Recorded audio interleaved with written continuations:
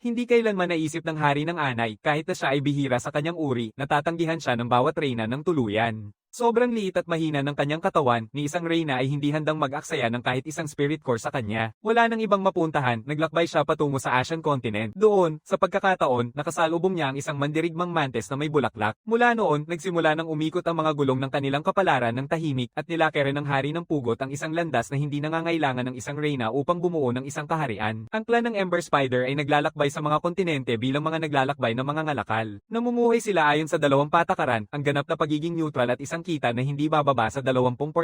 Ngunit sa pagkakataong ito, malapit nang mawalan si Oren. Natagpuan ni Oren si Thorin nung tagsibol ng nakaraang taon. Pati ang pangalan ay regalo niya sa kanya. Akala niya na ang isang lalaking Ant King, isang bihirang uri, ay magiging paboritong hanapin sa isang mundo ng mga kolonya ng langgam na puro babae. Ang resulta ay kabaligtaran. 100% ng mga Gaaman na reyna ang nilapitan. Lahat ay tumanggi. Ngayon muling dumaan ang tagsibol. Si Thorin ay ngayon isang Ant King na nasa antas 4, nasa maagang yugto pa rin. Para sa mga mandirigmang insect, bawat pag-alis ng balat ay nagmamarka ng isang antas ng ebolusyon. Sa bawat yugto, pumipili ang isang mandirigma ng binhi ng halaman upang ilagay sa buhay na sako, pinapalago ito bilang isang binhi ng buhay. Nakapagtanim na si Thorin ng 3 binhi ng cyprus, isang dragon cyprus, isang prickly juniper, at isang garden cyprus. Ang kailangan niya ngayon ng labis ay isang ligtas na puok para itanim ang mga ito. Thorin, pasensya na. Tumigil si Oren, hindi makapagsabi ng tapos. Sa likod niya, isang madilim na kayumangging lalaking langgam ang nakabitin ng mga antena, lubos na talo. Alam ko, sabi niya ng tahimik. Oren, ano ang dapat kong gawin?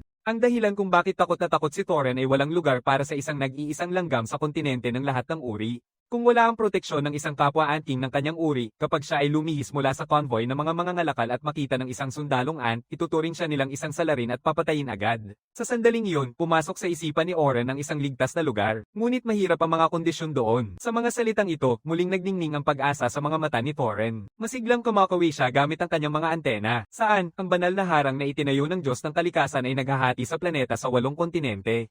4 ang nasa hilagang hemisphere. 2 lamang ang mayaman sa pangunahing enerhiya. Ang 2 pa ay pumanaw sa pagtulog. Sa panahong ito, parehong nasa yugto ng pagtulog ang kontinente ng Taliskis at kontinente ng Abo. Ang pagkakatulog ay nangangahulugan nito. Ang primal na enerhiya ng mga kabundukan ay nauubos na at ang likas na daloy ng enerhiya ay nanahimik na. At dahil ang lahat ng ganitong uri ng nilalang ay mga nilalang ng pangunahing enerhiya, ang mawala nito ay parang isda na walang tubig. Hindi na magiging posible ang overbuhay. Tulog na ang Ash Continent. Oo, pero ito lang ang naiisip ni Oren. Very na sapat upang makaligtas. Bakal na ligtas dito dahil walang buhay. Napansin ni Thorin ang bigat ng kanyang mga salita. Nakalilito ang kanyang damdamin. Sa huli, dahan-daang siyang tumango at nagpapasalamat sa lahat ng ginawa niya. Dadaling kita doon mismo, sabi niya. Ipinapalam ni Oren kay Ghost, ang leader ng convoy, at silang dalawa ay umalis sa caravan. Sa daan, napapansin ni Thorin ang isang hanay ng mga nakatayong monumento na bato. Tinanong niya si Oren kung ano ang mga ito. Mga memorial stele ng angka ng Ember Spider, nagtatala ito ng mga kondisyon ng pangunahing enerhiya sa kabilang panig ng Abo na kontinente.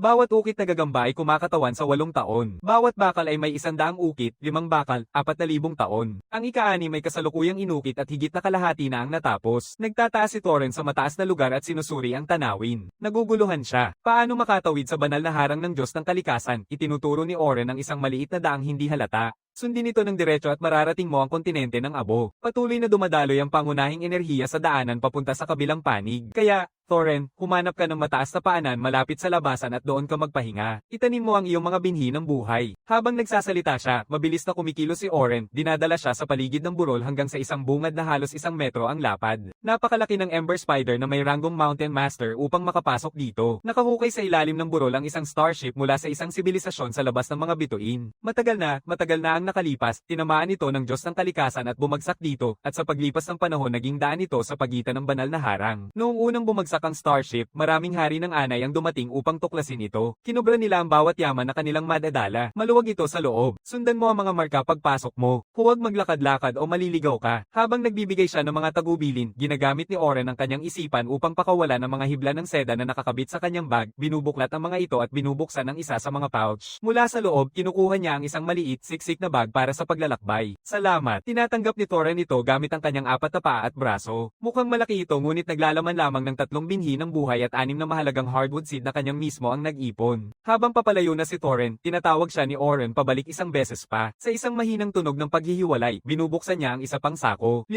itim na butil ng trigo ang lumutang, bawat isa ay kasing laki ng ulo ni Thorin. Thorin, ito ay bakal na trigo. Pinapalakas nito ang iyong kalasag, isang munting palm na regalo. Good luck. Binubuksan ni Thorin ang kanyang bag at isa-isang inilalagay ang mga butil ng iron weight. Oren, magkikita pa ba tayo muli? May tahimik na kalungkutan sa boses ni Thorin. Ayaw niyang umalis. Hindi mas maganang pakiramdam ni Oren. Mahigit isang dekada ng pakikitungo at ito ang unang kasunduan na nagdulot sa kanya ng halaga. Sakit. Hindi niya kayang tiisin ito. Ayaw niyang pakawalan. Kung wala ang proteksyon ng kanyang sariling uri, malamang na hindi makakaligtas ang munting hari ng langgam na sumunod sa kanya ng isang taon sa mabagsik na gubat mag-isa. Nakangiti si Oren. Maliban na lang kung may hindi inaasahang mangyari, babalik ako dito sa loob ng 2 taon. Sana makita pa rin kita. Sa loob ng 2 taon, hanapin mo ako. Nangako ako. Inilalagay ni Thorin ang kanyang bag at nagkakaroon ng lakas ng loob. Habay ko sa iyo ang 5 butil ng bakal na trigo, katumbas ng 2 espiritu na puso. Ibabalik ko sa iyo sa pamamagitan ng mga binhi ng cypress na may katumbas na halaga. Sa ganitong paraan, pumasok si Thorin sa daanan na may matatag at maingat na hakbang. Sa loob ng daanan, pinanghahawakan ni Thorin ang mga salita ni Oren sa kanyang isipan. Maingat niyang sinusundan ng mga marka, hindi naglalakas loob na lumihis. Mabilis siyang dumaan sa isang patong ng siksik na lupa hanggang sa makatagpo ng isang bagong gawa ngunit sira-sirang metal na pinto. Sa kabila nito, bumubukas ang isang malawak na pasilyong gawa sa metal. Maraming panahon na ang lumipas na dumaan dito. Ang mga pader ay may kalawang na disenyo at mga palatandaan na parang pana na inukit ng hindi kilalang mga ugat ng halaman ang nagsisilbing gabay sa daan.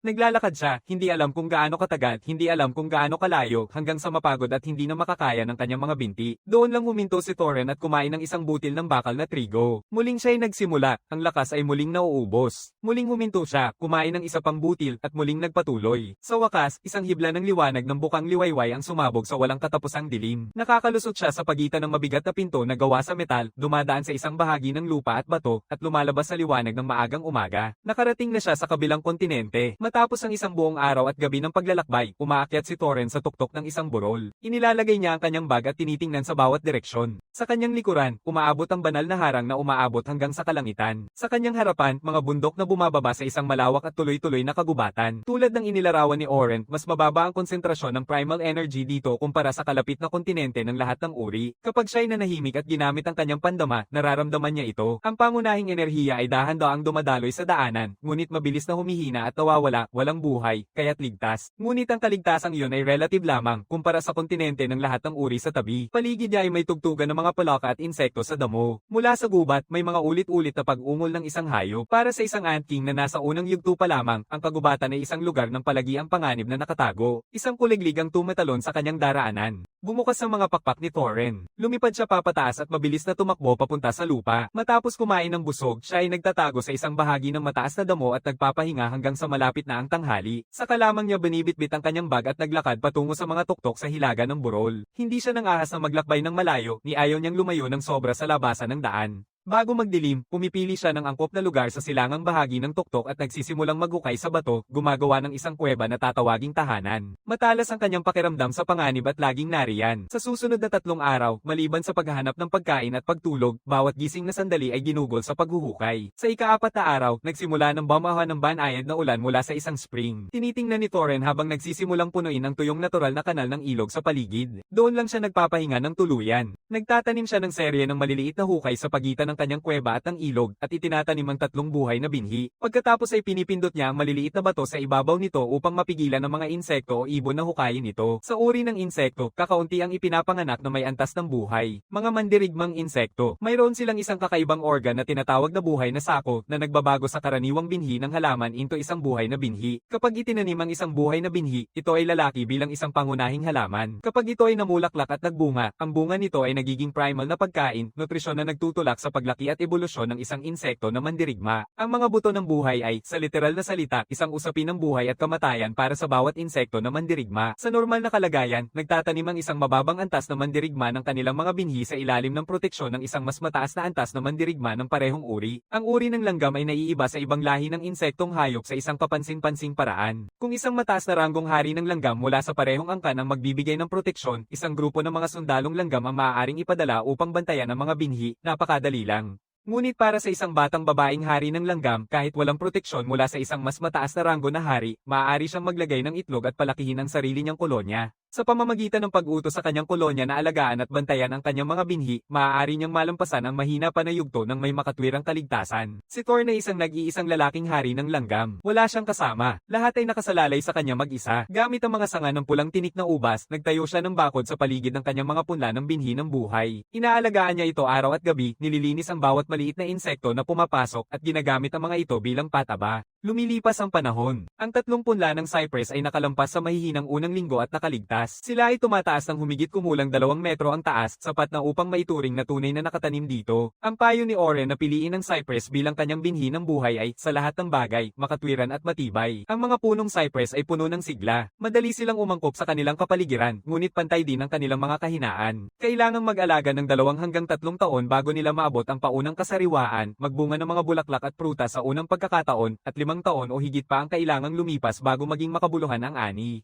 Ngunit kahit nasa antas na siyang 4 na Ant King na dapat ay mabilis ang pag-unlad dahil wala siyang spirit course at primal food na sumusuporta sa kanya, halos huminto na ang kanyang paglago. Ang karaniwang habang buhay ng isang maagang yugto ng hari ng langgam ay humigit kumulang 15 taon, at para sa isang lalaking langgam ay mas maikli pa siguro. Pagkatapos ng 8 taon, nagsisimula ang pagbagsak at bawat pagbabago ay nagiging mas mahirap kaysa sa nauna. Matagal nang nasa antas 4 si Thorn, halos kalahati ng 1 taon na. Kung hindi siya makaka-evolve sa tamang panahon at makapag-ani ng ika-4 na binhi ng buhay, hindi makakagawa ang kanyang teritoryo ng sapat na primal na pagkain. Kung walang sapat na primal na pagkain, mas magiging mahirap pa ang susunod na ebolusyon. Kailangan niyang mabuhay mag-isa at sabay na lumago. Kung hindi, maaaring mahulog siya sa isang masamang siklo, masyadong mahina upang mag-evolve at masyadong mahina dahil sa kakulangan ng pag-unlad upang makaalis sa kahirapan na iyon. Sa huli, sa maagang kamatayan, mas mataas ang konsentrasyon ng primal energy malapit sa labasan ng starship. Pwede kong gawing base iyon, humugat mula sa likas na primal na enerhiya doon at umabante agad sa antas 5. Nagtatrabaho si Thorn sa ilalim ng nagbabagang araw, iniisip habang nagsusumikap, pinagninilayan ang ideya. Isang plano ang nabubuo. Sa huling bahagi ng taglagas, ang 3 punong cypress ay lumago na lampas 3 metro ang taas. Sa bakod na gawa sa mga tinik na ubas na kulay pula, dapat ay ligtas na sila ngayon. Matagal nang humahanga si Thorn sa starship. Minsan-minsan, lumilipad siya sa tuktok ng burol para lang tignan ito. Ang starship ay gawa sa kabuuan mula sa alloy ng pinagmulan, at kahit na lumipas na ang libu-libong taon, tanging ang nakalabas nitong gintong patong lang ang natanggal. Ayon kay Oren, walang kahit isang metal na bahagi ang nasira. Kahit ang isang insekto na hari na nagising ang kakayahang metal ay kailangang magpuyat ng husto para makasira kahit pa ng bahagya. Sa simula, dapat ay nakagawa ito ng malaking crater sa lupa. Sa paglipas ng mahabang panahon, unti-unting nilamon ito ng lupa at ang natira ay umusbong bilang burol na makikita ngayon. Sa gabi, nagsisilbing kanlungan si Thorn sa bagong gawa na labasan ng daanan upang magpahinga.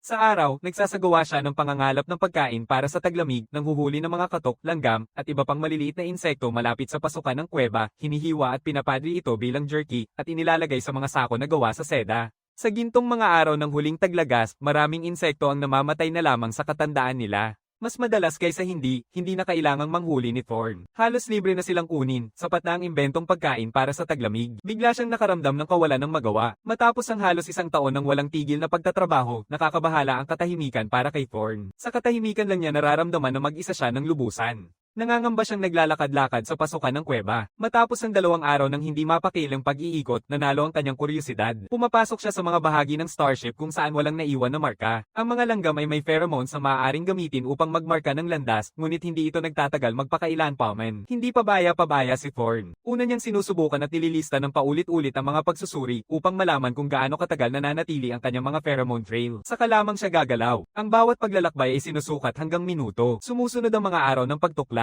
Bawat kwarto na kanyang natuklasan ay pinilit buksan gamit ang lakas at walang natira sa loob. May mga kwarto na tinanggal na ang pinto ng buo. Tama si Oren. Lahat ng pwedeng kunin ay nakuha na. Lahat ng pwedeng masira ay nasira na. Binabaliwala ni Thorn ang bawat ruta, at habang ginagawa niya ito, tumataas ang kanyang kumpiyansa. Pumapasok siya ng mas malalim. Sa di inaasahang pagkakataon, nadulas siya sa isang kakaibang malawak na koridor. Sa magkabilang panig, nakalinya ang mabibigat na bilog na metal na pinto ng vault sa mga dingding. Ang kanilang ibabaw ay puno ng mga peklat mula sa maraming pagtatangka na pilit na pumasok, ngunit wala sa mga ito ang nabuksan. 10 ganitong pinto, 10 kwarto sa kabuuan, siyamang nawasak sa gilid at matagal nang naalis ang kanilang mga laman. Walang butas sa dingding ng ika-10 kwarto, tanging malapit sa kisame lang ang may bukas na sira, bahagyang nasira pero hindi gaanong. Lumapit si Thorn upang suriin ito. Ang panlabas na metal na layer ng pader ay hinampas ng isang insekto na hari mula sa isang hindi kilalang panahon gamit ang walang sawang lakas, dahilan upang ito ay masira ng husto, ngunit sa loob ng pader, isang madilim na ginto na metal na plaka ang mahigpit na nakabaon, ganap na buo, na may isang perpektong regular na bilog na butas sa ibabaw nito.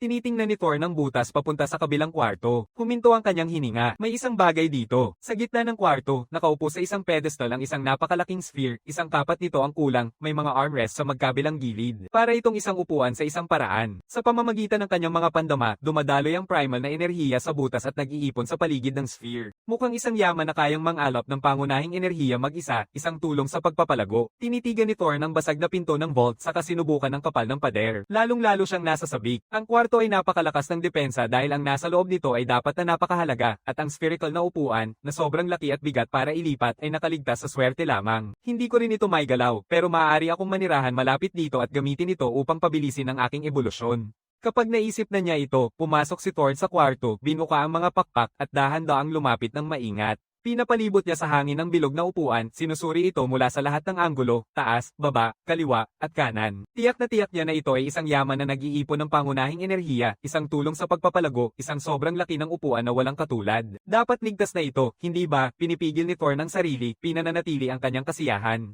Umiikot-ikot pa rin siya nito, walang nakitang banta, ni hindi niya nararamdaman. Doon lamang siya dahan-daang huminto at lumapag sa makapal na upuan ng may kumpiyansa. Tiyak na, sa kanyang paglapag, kumikilos ang upuan. Ang matinding enerhiyang pang-ugat na naipon nito ay kusang dumadaloy patungo sa kanya, pinapadali ang kanyang pag-absorb nito. Binabaluktot ni Thor ng kanyang mga pakpak ng comfortable, ngunit hindi siya nagpakampante. Mananatili siyang alerto ng matagal, at kapag sigurado na siyang walang panganib, sa kanya isasara ang mga pakpak at magpapahinga ng payapa. Pagkatapos ay dahan-daang siyang bumalik sa pamamagitan ng butas sa pader, sinusundan ang kanyang pheromone trail sa hangin, binabantayan bawat pintuan na kanyang nadaanan, at inaalala ang bawat pagtigil sa kanto ng koridor. Umiikot siya ng 3 beses, tinatandaan ang buong ruta mula sa pangunahing koridor hanggang sa silid upuan, saka siya babalik sa kanyang pugad sa bagong gawa na labasan. Inilalagay niya ang kanyang mga sako na puno ng panustos para sa taglamig, at paulit-ulit na nagdadala ng pagkain at mga sako hanggang mailipat lahat sa kwarto. Tapos na ang paglilipat. Maingat siyang umupo ng komportable sa cushioned na upuan para sa pangmatagalang pagtulog, niyayakap ang pangunahing enerhiya na may halos mapanghindyang kagustuhan. Lumilipas ang oras na hindi niya matukoy, hanggang sa biglang maglaho ang kakon ng pangunahing enerhiya. Nagigising si Thor at unti-unting itinaas ang ulo niya, nakaupo ng tahimik sa loob ng isang silid sa loob ng starship. Nahulog siya sa malalim na pagtulog sa isang malaking upuan. Nakakatulong ito sa pagpapalago. Maingat na pinipilit ni Thor ng kanyang sarili, at isang bitak ang bumuka sa kanyang likod na carapace. Dahan-daang umiikot siya, unti-unting nilalabas ang sarili mula sa lumang shell. Ang kanyang bagong likhang katawan, malambot at maamo, ay nagsisimulang lumaki. Inilalabas niya ang kanyang mga pakpak at naghihintay ng tahimik, habang ang kanyang bagong kalasag ay tumitibay at tumitibay. Naging higit na mataas siya, isang anting na nasa unang yugto ng antas 5. Ang buong proseso ay maayos na maipasa, nagigising mula sa pagtulog na ito. Wala siyang nararamdamang matinding kahinaan na sumunod sa kanyang 3 na unang ebolusyon, tanging ang kanyang tiyan lang ang walang laman. Hinailan ni Thor ng isang piraso ng jerky at kinagat ito, iniisip ang mga naaalala na muling lumitaw. Sa kaalaman na bumangon mula sa ebolusyong ito, isang bagong kakayahan ng lahi ang lumitaw. Ang kakayahang maglabas ng pheromone na nagpapasigla sa paglaki ng mga ant na nagbubunga ng mga espesyal na sundalong ant na mas malaki pa kaysa sa isang hari ng ant. Ngunit siya ay isang nag-iisang lalaking ant. Saan kaya siya makakakita ng itlog ng langgam? Kung walang itlog, ang racial ability na nagising sa antas 5 ay walang silbi. Tumitigil ang pagnguya ni Thorn habang ang nakabukas na kaalaman ay naglalaman ng magulong halo ng kakaibang impormasyon na tila walang kaugnayan. Eksperimentong pangalan Geddes S541. Klasipikado. Sibilisasyon ng arkitekto. Trono ng dominyo. Sistema ng pagkilala at pagkuha ng impormasyong henetiko. Tapos na ang pagbabago. Wala nang umiiral na sibilisasyong arkitekto. Ang katapusan ng ebolusyon ng individual ay kawalang hanggan. Ang katapusan ng ebolusyon ng sibilisasyon ay pagkalipol. Kung ano ang nangyari sa sibilisasyong arkitekto ngayon ay maaaring maging kapalaran ng sibilisasyong naglalakad bukas. Ang trono ng dominyo ang huling pagtutol ng sibilisasyong arkitekto. Maliit ang kahalagahan nito, ngunit may mga pakinabang ito, karapat-dapat pag-aralan ng sibilisasyong manlalakbay. Ang sibilisasyong arkitekto. Ang sibilisasyon ng mga naglalakad.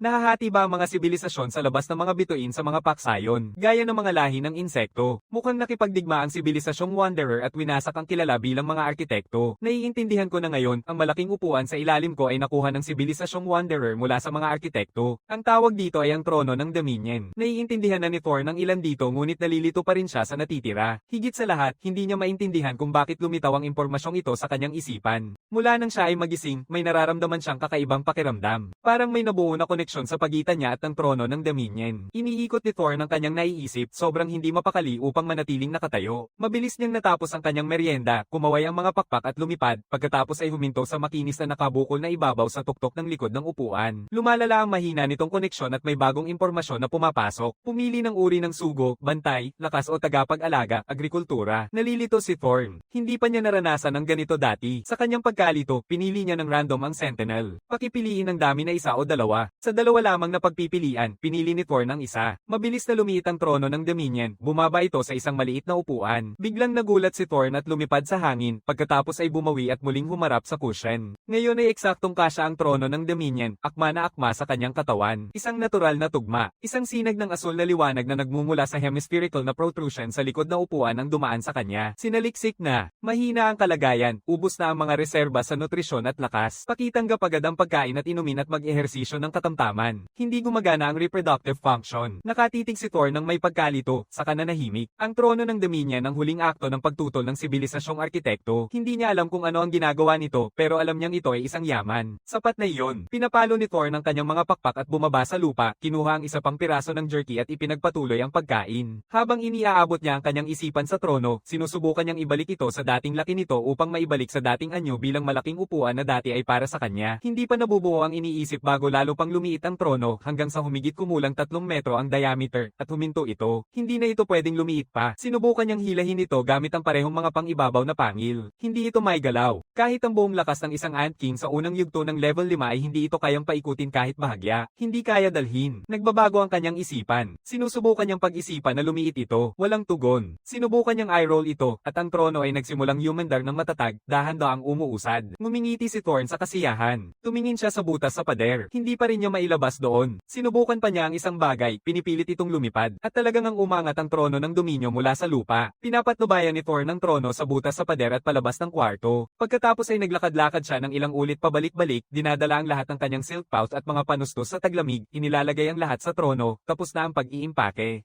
Nakaupo si Thor ng masaya sa cushioned na upuan, kumakain ng piraso ng jerky gamit ang parehong forklo, pinapaandar ang Dominion throne sa pamamagitan ng kanyang isipan, dahan-daang lumilipad palabas ng starship, mababa at hindi mapapansin sa ibabaw ng lupa, pabalik sa kanyang teritoryo. Lahat ng 3 binhi ng buhay na Cypress ay ligtas at walang nasira. Dalang-dala ni Thor ng kanyang mga sako ng seda papunta sa silid-imbakan ng kanyang pugad. Maingat niyang iniimbak ang bagong tanim na ika-4 na binhi, isang dambuhalang Cypress, itinatabi ito para itanim kapag dumating ang tagsibol. Ngayon na siya ay nasa antas 5, maaari na niyang piliin muli ang isang binhi ng halaman upang palaguin bilang isang binhing buhay. Matapos ang maingat na pag-iisip, pinipili niya ang binhi ng Emerald na Cypress. Ang natitirang oras, buong puso si Thorn sa pag-aaral sa trono. Makakagala ang trono ng Dominion, ngunit limitado ang bilis nito na tila nakatali sa lakas ng kanyang sariling konsentrasyon.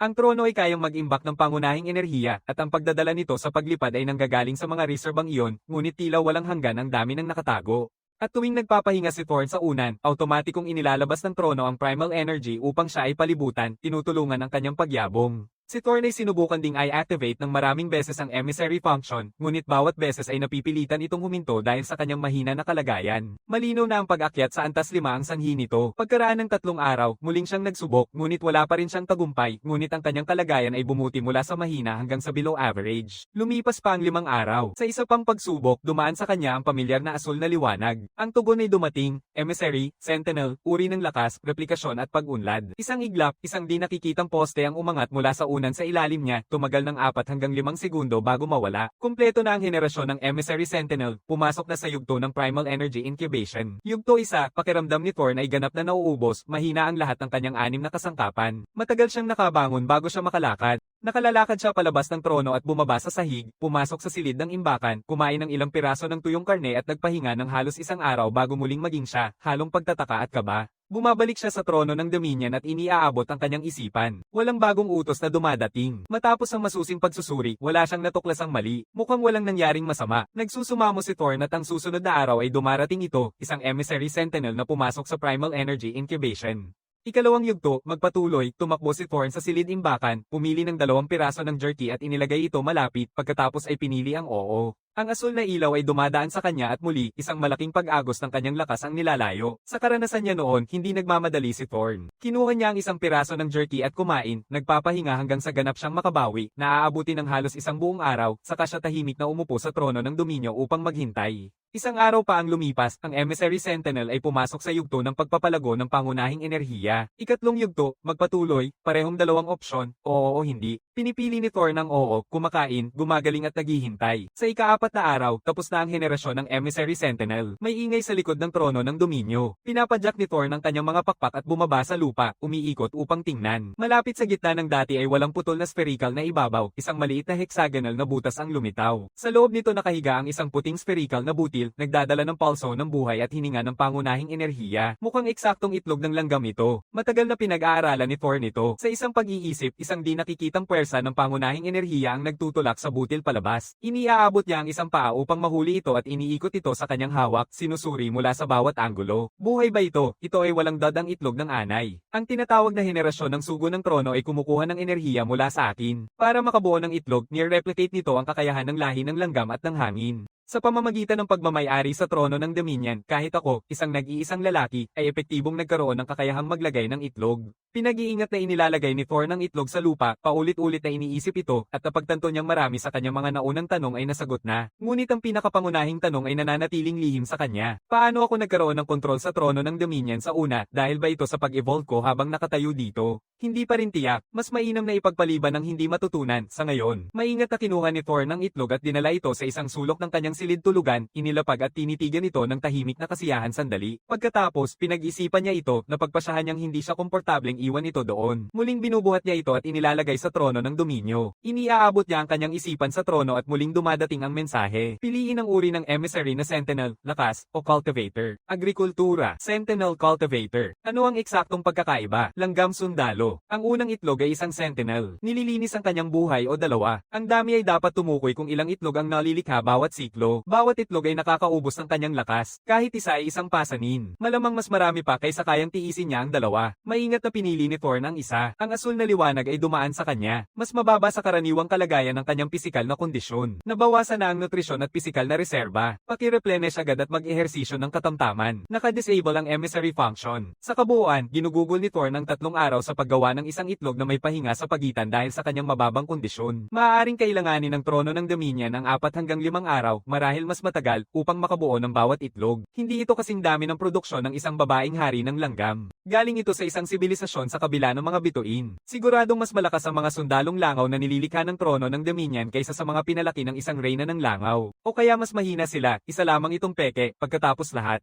Lubos na posibleng mangyari yan. Pakiramdam ni Thorn ay naintindihan niya ang loika na nag-uugnay sa 3, ang trono, ang sarili, at ang mga itlog, at nagbibigay siya sa sarili ng maikling sandali ng pagkadismaya bago muling magporsige. Sa pinakamaliit, magagamit niya ang trono ng Dominion upang magpataas ng mga mandirigma at manggagawa para sa kanyang teritoryo. Tanging sa mga langgam na manggagawa na kanyang makokontrol, tunay siyang magiging karapat-dapat sa titulong hari ng langgam. 2 araw pang pahinga ang dumaan bago siya gumaling ng sapat. Inilalabas niya ang kakayahan ng trono ng Dominion bilang isang sugo at sinimulang ipatubo ang pangalawang itlog. Biglang may bagong problema na namumuo. Malupit ang lamig ng taglamig at ang pag-unlad ng unang itlog ay huminto na halos. Kaya't nagsimula si Thorn na maghukay sa bato, lumalim sa bundok, sinusundan ang gabay ng kanyang namana na racial memory, at naghuhukay ng isang mainit, mahalumigmig, at malinis na silid para sa inkubasyon. Isang umaga, habang walang masyadong ginagawa, siya ay nagmamadali sa ibabaw ng mga maluwag na bato at lumalabas mula sa isang basang pasukan ng tunnel. Nang amuyin ng korona sa kanyang ulo, napapansin niya ang bahagyang pagbabago sa liwanag at anino sa paligid. Dali niyang tumingin pataas si Thorn. Isang kidlat ng ningning ang dumaan sa itaas. Isang mantis na nakabuka ng buong pakpak. Isang mandirigmang orchid mantis. Ang kanyang carapace ay nagliliwanag sa makukulay na parang hiyas, tulad ng isang buhay na orchid na bukang buki. Napansin niya ang kaguluhan sa ibaba at agad na umiikot, humihinto ng 4 o 5 metro mula sa pasukan ng lungga. Nagkatinginan sila. Sinusuri ni Thorn ang kanyang nakuhang alaala at agad siyang nakilala siya. Isang bihirang orchid mantis. Pero ano ang ginagawa dito? Mas malaki ang mga mantis kaysa sa mga langgam. Sa tingin niya, siya ay isang junior na mandirigma, nasa antas 9 o 8. Habang tinitingnan ni Thorn siya, nakatukod ang ulo ng mandirigmang orchid mantis at nakatitig pabalik sa kanya ng may bukas na pag-usisa. Isang langgam, ang mga salitang ito ay dumaan sa kanyang psychic na ugnayan, humihinto at hindi papino. Sinasabi ni Thor na isa siyang dambuhalang langgam na may ulo. Sa simula, inakala niyang ipinadala siya ng isang caravan upang suriin ang mga pag-ikot ng primal energy sa kontinenteng Ash. Isang palitan lang ang sapat na upang alisin yon. Wala siyang kinalaman sa anumang caravan. Isang Mantis Orchid ay hindi kailanman makalalampas sa kontinente ng maraming kaharian kung saan ang mga angka ng langgam at angka ng hangin ang naghahari. Iyon lang ang natitirang isang posibilidad. Ipinanganak siya dito sa abo na kontinente at nagtagumpay mag-isa rito. Mula sa isang pag-uusap lang, naisip na ni Thor ng kanyang pinagmulan. At sa pamamagitan ng kanyang psychic na presensya, nababasa niya ang kanyang emosyon ng malinaw at matalim. Wala siyang nakikitang galit, tanging isang sandaling instinktibong pag-iingat, puno ng kuryosidad, isang hindi mapagkakamaling gulat at kasiyahan. Ikaw ba ay isang lalaki? Tanong ng mandirigmang Orchid Mantis matapos mag-isip ng sandali.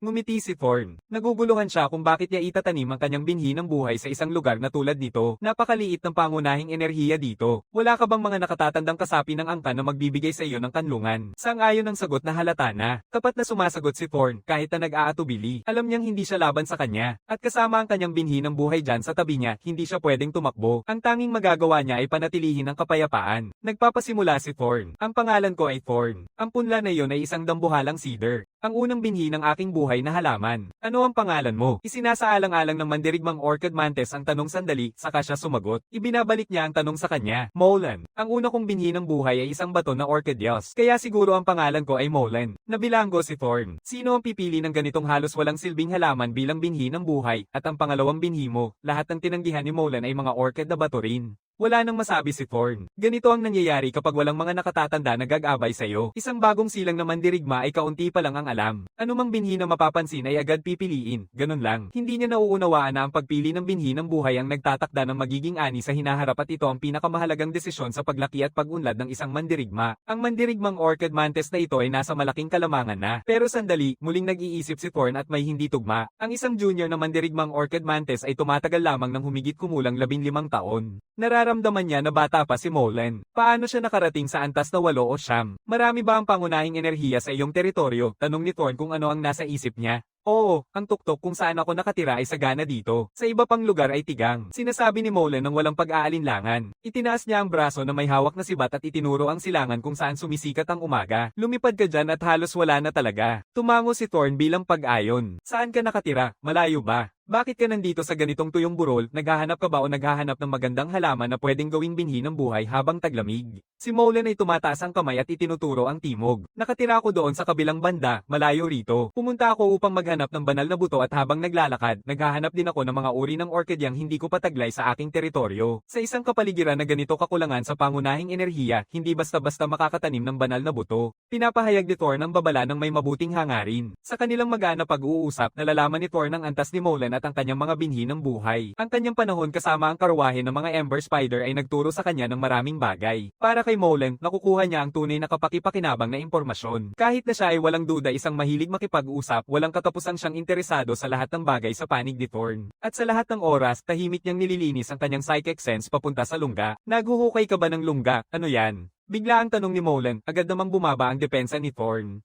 Pagkatapos ay kumaway si Molan gamit ang kanyang dalawang harapang paa at nagbigay ng senadorios. Nakita niya ang makukulay na sako ng seda ng Ember Spider na puno ng pagkain. Iyon ang nakakuha ng pansin niya. Huminga ng malalim si Thor nang may pag-alaala. Mga supot na gawa sa seda na hinabi ng angka ng Ember Spider. Ito ang kanilang likas na kakayahan bilang lahi. Hindi pa kailanman nakatagpo si Molan ng Ember Spider ng personal. Alam lang niya sila mula sa nakuhang alaala. Sila ba ay mga naglalakbay ng mga ngalakal mula sa angka ng Ember Spider? Mayroon bang sino man sa kanila na dumadaan sa iyong teritoryo? Pwede mo ba akong ipakilala? May dala akong pagkain ng primal energy na pwedeng ipagpalit.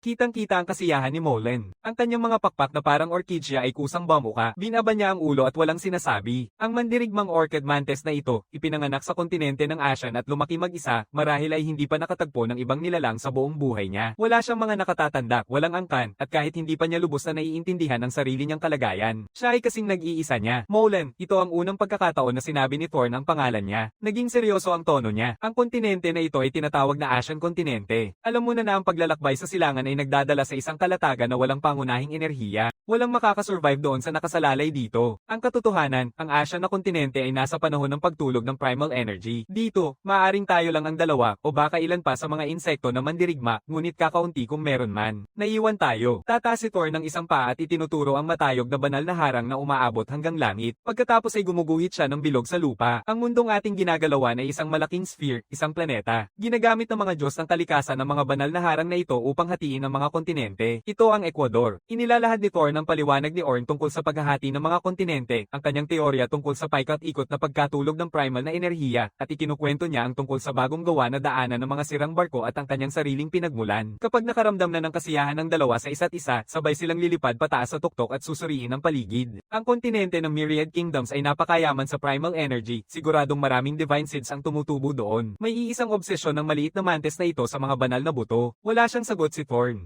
Nang makita si Thor na nanatiling tahimik, itinuro ni Molan ang mga payat na patag sa ibaba at nagtanong, Thorn, doon ba nagsasama-sama ang Ember Spider Caravan, kumpirma ni Thorn. Tuwing tagsibol, kapag pinapalibutan ng mga bulaklak ang lupa, nagtitipon dito ang mga Ember Spider Caravan na naglakbay sa kontinente ng Myriad Kingdoms. Iba-iba ang mga ruta ng bawat caravan at nagdadala ng iba't ibang primal energy goods. Dito sila nagpapalitan, pinupuno ang mga kakulangan sa inventaryo ng bawat isa, pinalalawak ang saklaw ng kanilang alok. Kaya tuwing tagsibol lang sila nagsasama. Ngayon ay taglamig na. Nagbago si Molan ng plano at nagmumungkahi. Thorn, maghanap tayo ng banal na binhi ng magkasama. Ang lugar na ito ay eksklusibong pagmamay-ari ng Ember Spider Caravan, nakatayo sa burol at tinitingnan bilang isang bagay lamang. Pero ang paligid na lupa ay teritoryo ni Haring Billy, isang higanteng kaluping ant-king na may mga sundalong langgam na nagbabantay at nanghuhuli sa malapit. Kung mapapansin tayo, mamamatay tayo. May malaki siyang naiwang alaala tungkol sa mga angkan ng langgam. Natakot siya sa babala. Pwede ba nating sumubok na maglakad sa gilid ng banal na harang? Tanong niya, ayaw sumuko. Tumingin si Thor na tumanggi. Malaki ang bilang ng mga angkan ng langgam. Kahit sa taglamig, magpapadala sila ng kanilang mga hukbo upang maghanap ng banal na binhi. Sa kontinente ng Myriad Kingdoms, matindi ang kompetisyon sa teritoryo. Ang mga hari ng langgam ay palaging nag-aaway, kaya't itinuturing ng bawat ant kingdom ang anumang dayuhang insekto na pumasok sa kanilang teritoryo bilang isang bagay na kailangang patayin agad. Naiintindihan na ngayon ni Molan ang panganib. Ngumiti siya at nagpa siya na hindi na siya mag-iisa. Nag-uusap sila ng nag-uusap at isang buong araw ang lumipas. Matapos paalisin si Molan, saglit na nagpapahinga si Thorn, pagkatapos ay nagtatrabaho buong magdamag upang ipagpatuloy ang paggawa ng pugad ng langgam. Kinabukasan, nakahiga si Thorn sa pintuan ng lungga. Kahit kailan, sa tamang pagkakataon, muling dumating si Molan. Tanong niya ng may kulot ng ngiti, Thorn, tapos na ba ang pugad? Tumutunog si Thorn gamit ang isang paa. Mas maraming araw pa ang kailangan, maingat na inilalapag ni Molan ang isang tubo ng kawayan na kanyang dinadala. Ito ay pagkain ng primal energy, isang regalo. Tumaas ang pakiramdam ni Thorn at kumaway ang kanyang mga antena bilang pasasalamat. Inilalabas niya ang tuyong damo bilang panakip sa bunganga. Nasa loob nito ang 12-dosenang makukulay, puno ng primal na enerhiya, dekalidad ng mga binhi ng Orchideas. Malinaw na mahusay niyang napamahalaan ang kanyang teritoryo, at ang konsentrasyon ng primal na enerhiya sa kanyang tuktok ay malamang na mas mataas pa kaysa sa anumang nasa maliit niyang bundok na walang buhay. Ngunit kung isang halamang orchid ang iyong binhi ng buhay, siguradong maliit ang ani nito. Sa pagbibigay mo sa akin ito, ano ang gagawin mo para sa sarili mo? Tunay na nakakaramdam si Thor ng hindi komportableng pakiramdam tungkol dito. Marami na ang kinain ko. Molan, sa kanyang bahagi, mukhang medyo may ginawang mali rin at halatang naiinis sa sarili niya. Nakain ko na ang lahat ng binhi ng orchid yang ginawa ng teritoryo ko ngayong taon. Kapag dumating ang caravan sa Tagsibol, wala na akong may pagpapalit. Molan, salamat sa regalo. Binabalik ni Thor ng kawayan na tubo gamit ang tuyong damo. Pumunta siya sa silid-imbakan, nilinis ang isang pouch na seda, at dinala ito palabas. Isang sako ng seda, hinabi ng angkan ng Ember Spider. Tinatakpan nito ang tubig at apoy at nilalak ang pangunahing enerhiya. Gusto kong ibigay ito sa iyo. Ilagay dito ang mga binhi ng orchid yang pang kinabukasan, at magtatagal ito ng matagal. Lubos ang tuwa ni Molan. Kinuha niya ang sako, itinaas ito, banilad, at hindi maitago kung gaano niya ito minamahal. Pumunta siya dito mula sa madaling araw dala ang pagkain ng primal energy dahil umaasa siyang may kapalit, isang maliit, magandang pinalamutian, makulay na selyong seda. Ngayon na nakuha na niya ang eksaktong gusto niya, sobrang tuwa at takot ni Molan na baka kunin pa ito ni Thorn. Thorn, magtrabaho ka na ulit. Aalis na ako para magpatuloy sa paghahanap ng banal na binhi. Dadaan ako dito pabalik mamayang hapon at maaari tayong mag-usap noon. At iyon, kinuha niya ang sako ng seda at mabilis na tumakbo palabas. Isa lamang itong sako ng seda. Kailangan ba talaga lahat iyon? Nakatayo si Thorn doon ng isang sandali, hindi makapagsalita. Pagkatapos ay inilalabas niya ang mga buto ng orchideas mula sa tubo ng kawayan at dahan-daang dalhin ang mga ito sa pugad isa-isa. Ang isang buto ng buhay na orchideas ay gumagawa ng pagkain na nagpapalakas sa sistema ng pagtunaw. Ang likas na biyaya ng angka ng orchid mantis ay nasa pag-aalaga ng mga binhi ng buhay sa loob ng kanilang kaliskis, at ang pagkain na nalilikha ay may epekto na nagpapaganda ng kulay ng kaliskis. Pinagsama, ang mga buto ng orchideas mula sa bato na buhay na buto ni Molan ay may dalawang epekto ng pagpapahusay, pinapalakas ang pagtunaw at pinapaganda ang kulay ng carapace. Para sa isang mandirigmang mantis, medyo mahina ang kombinasyong iyon. Kainin ng sobra at ang mga epekto ay sasalungat pa sa'yo. Ngunit para sa isang hari ng langgam, lalo na kay Thorn, ang mga buto ng orchidyang ito ay walang duda ang pinakamainam na pagkain ng pangunahing enerhiya na maaari niyang hilingin na nagbubunga ng mga itlog ng langgam sa pamamagitan ng trono ng dominyo. Uminom ng malaking bahagi ng mga reserbang nutrisyon at enerhiyang pisikal na nakaimbak sa kanyang katawan. Para sa isang hari ng anay, mas matibay, mas maganda. Noong hapon, hindi dumating si Molan gaya ng kanyang pangako. Inakala ni Thorn na dumaan siya sa ibang daan pauwi at hindi na ito pinansin pa. Kinabukasan, tumutugon ang trono ng Dominion, Emissary Cultivator, kumpleto na ang unit ng agrikultura. Tulad ng dati, isang hexagonal na butas na kahawig ng honeycomb ang lumalabas sa likod ng trono ng Dominion at sa loob nito ay nakaupo ang isang itlog ng langgam. Kung ikukumpara sa mga itlog ng Sentinel at Cultivator, pareho silang sukat, hugis, at kulay. Ang tanging kaibahan ay bahagyang naiiba ang banayad na primal energy signature na inilalabas nito. Maaaring ang Sentinel ay tumutukoy sa mga sundalong langgam sa isang dambuhalang kaharian ng langgam at ang Cultivator naman ay sa mga manggagawa, pero mahirap pang sabihin ngayon, ngunit hindi magiging mahirap hanapin ang sagot.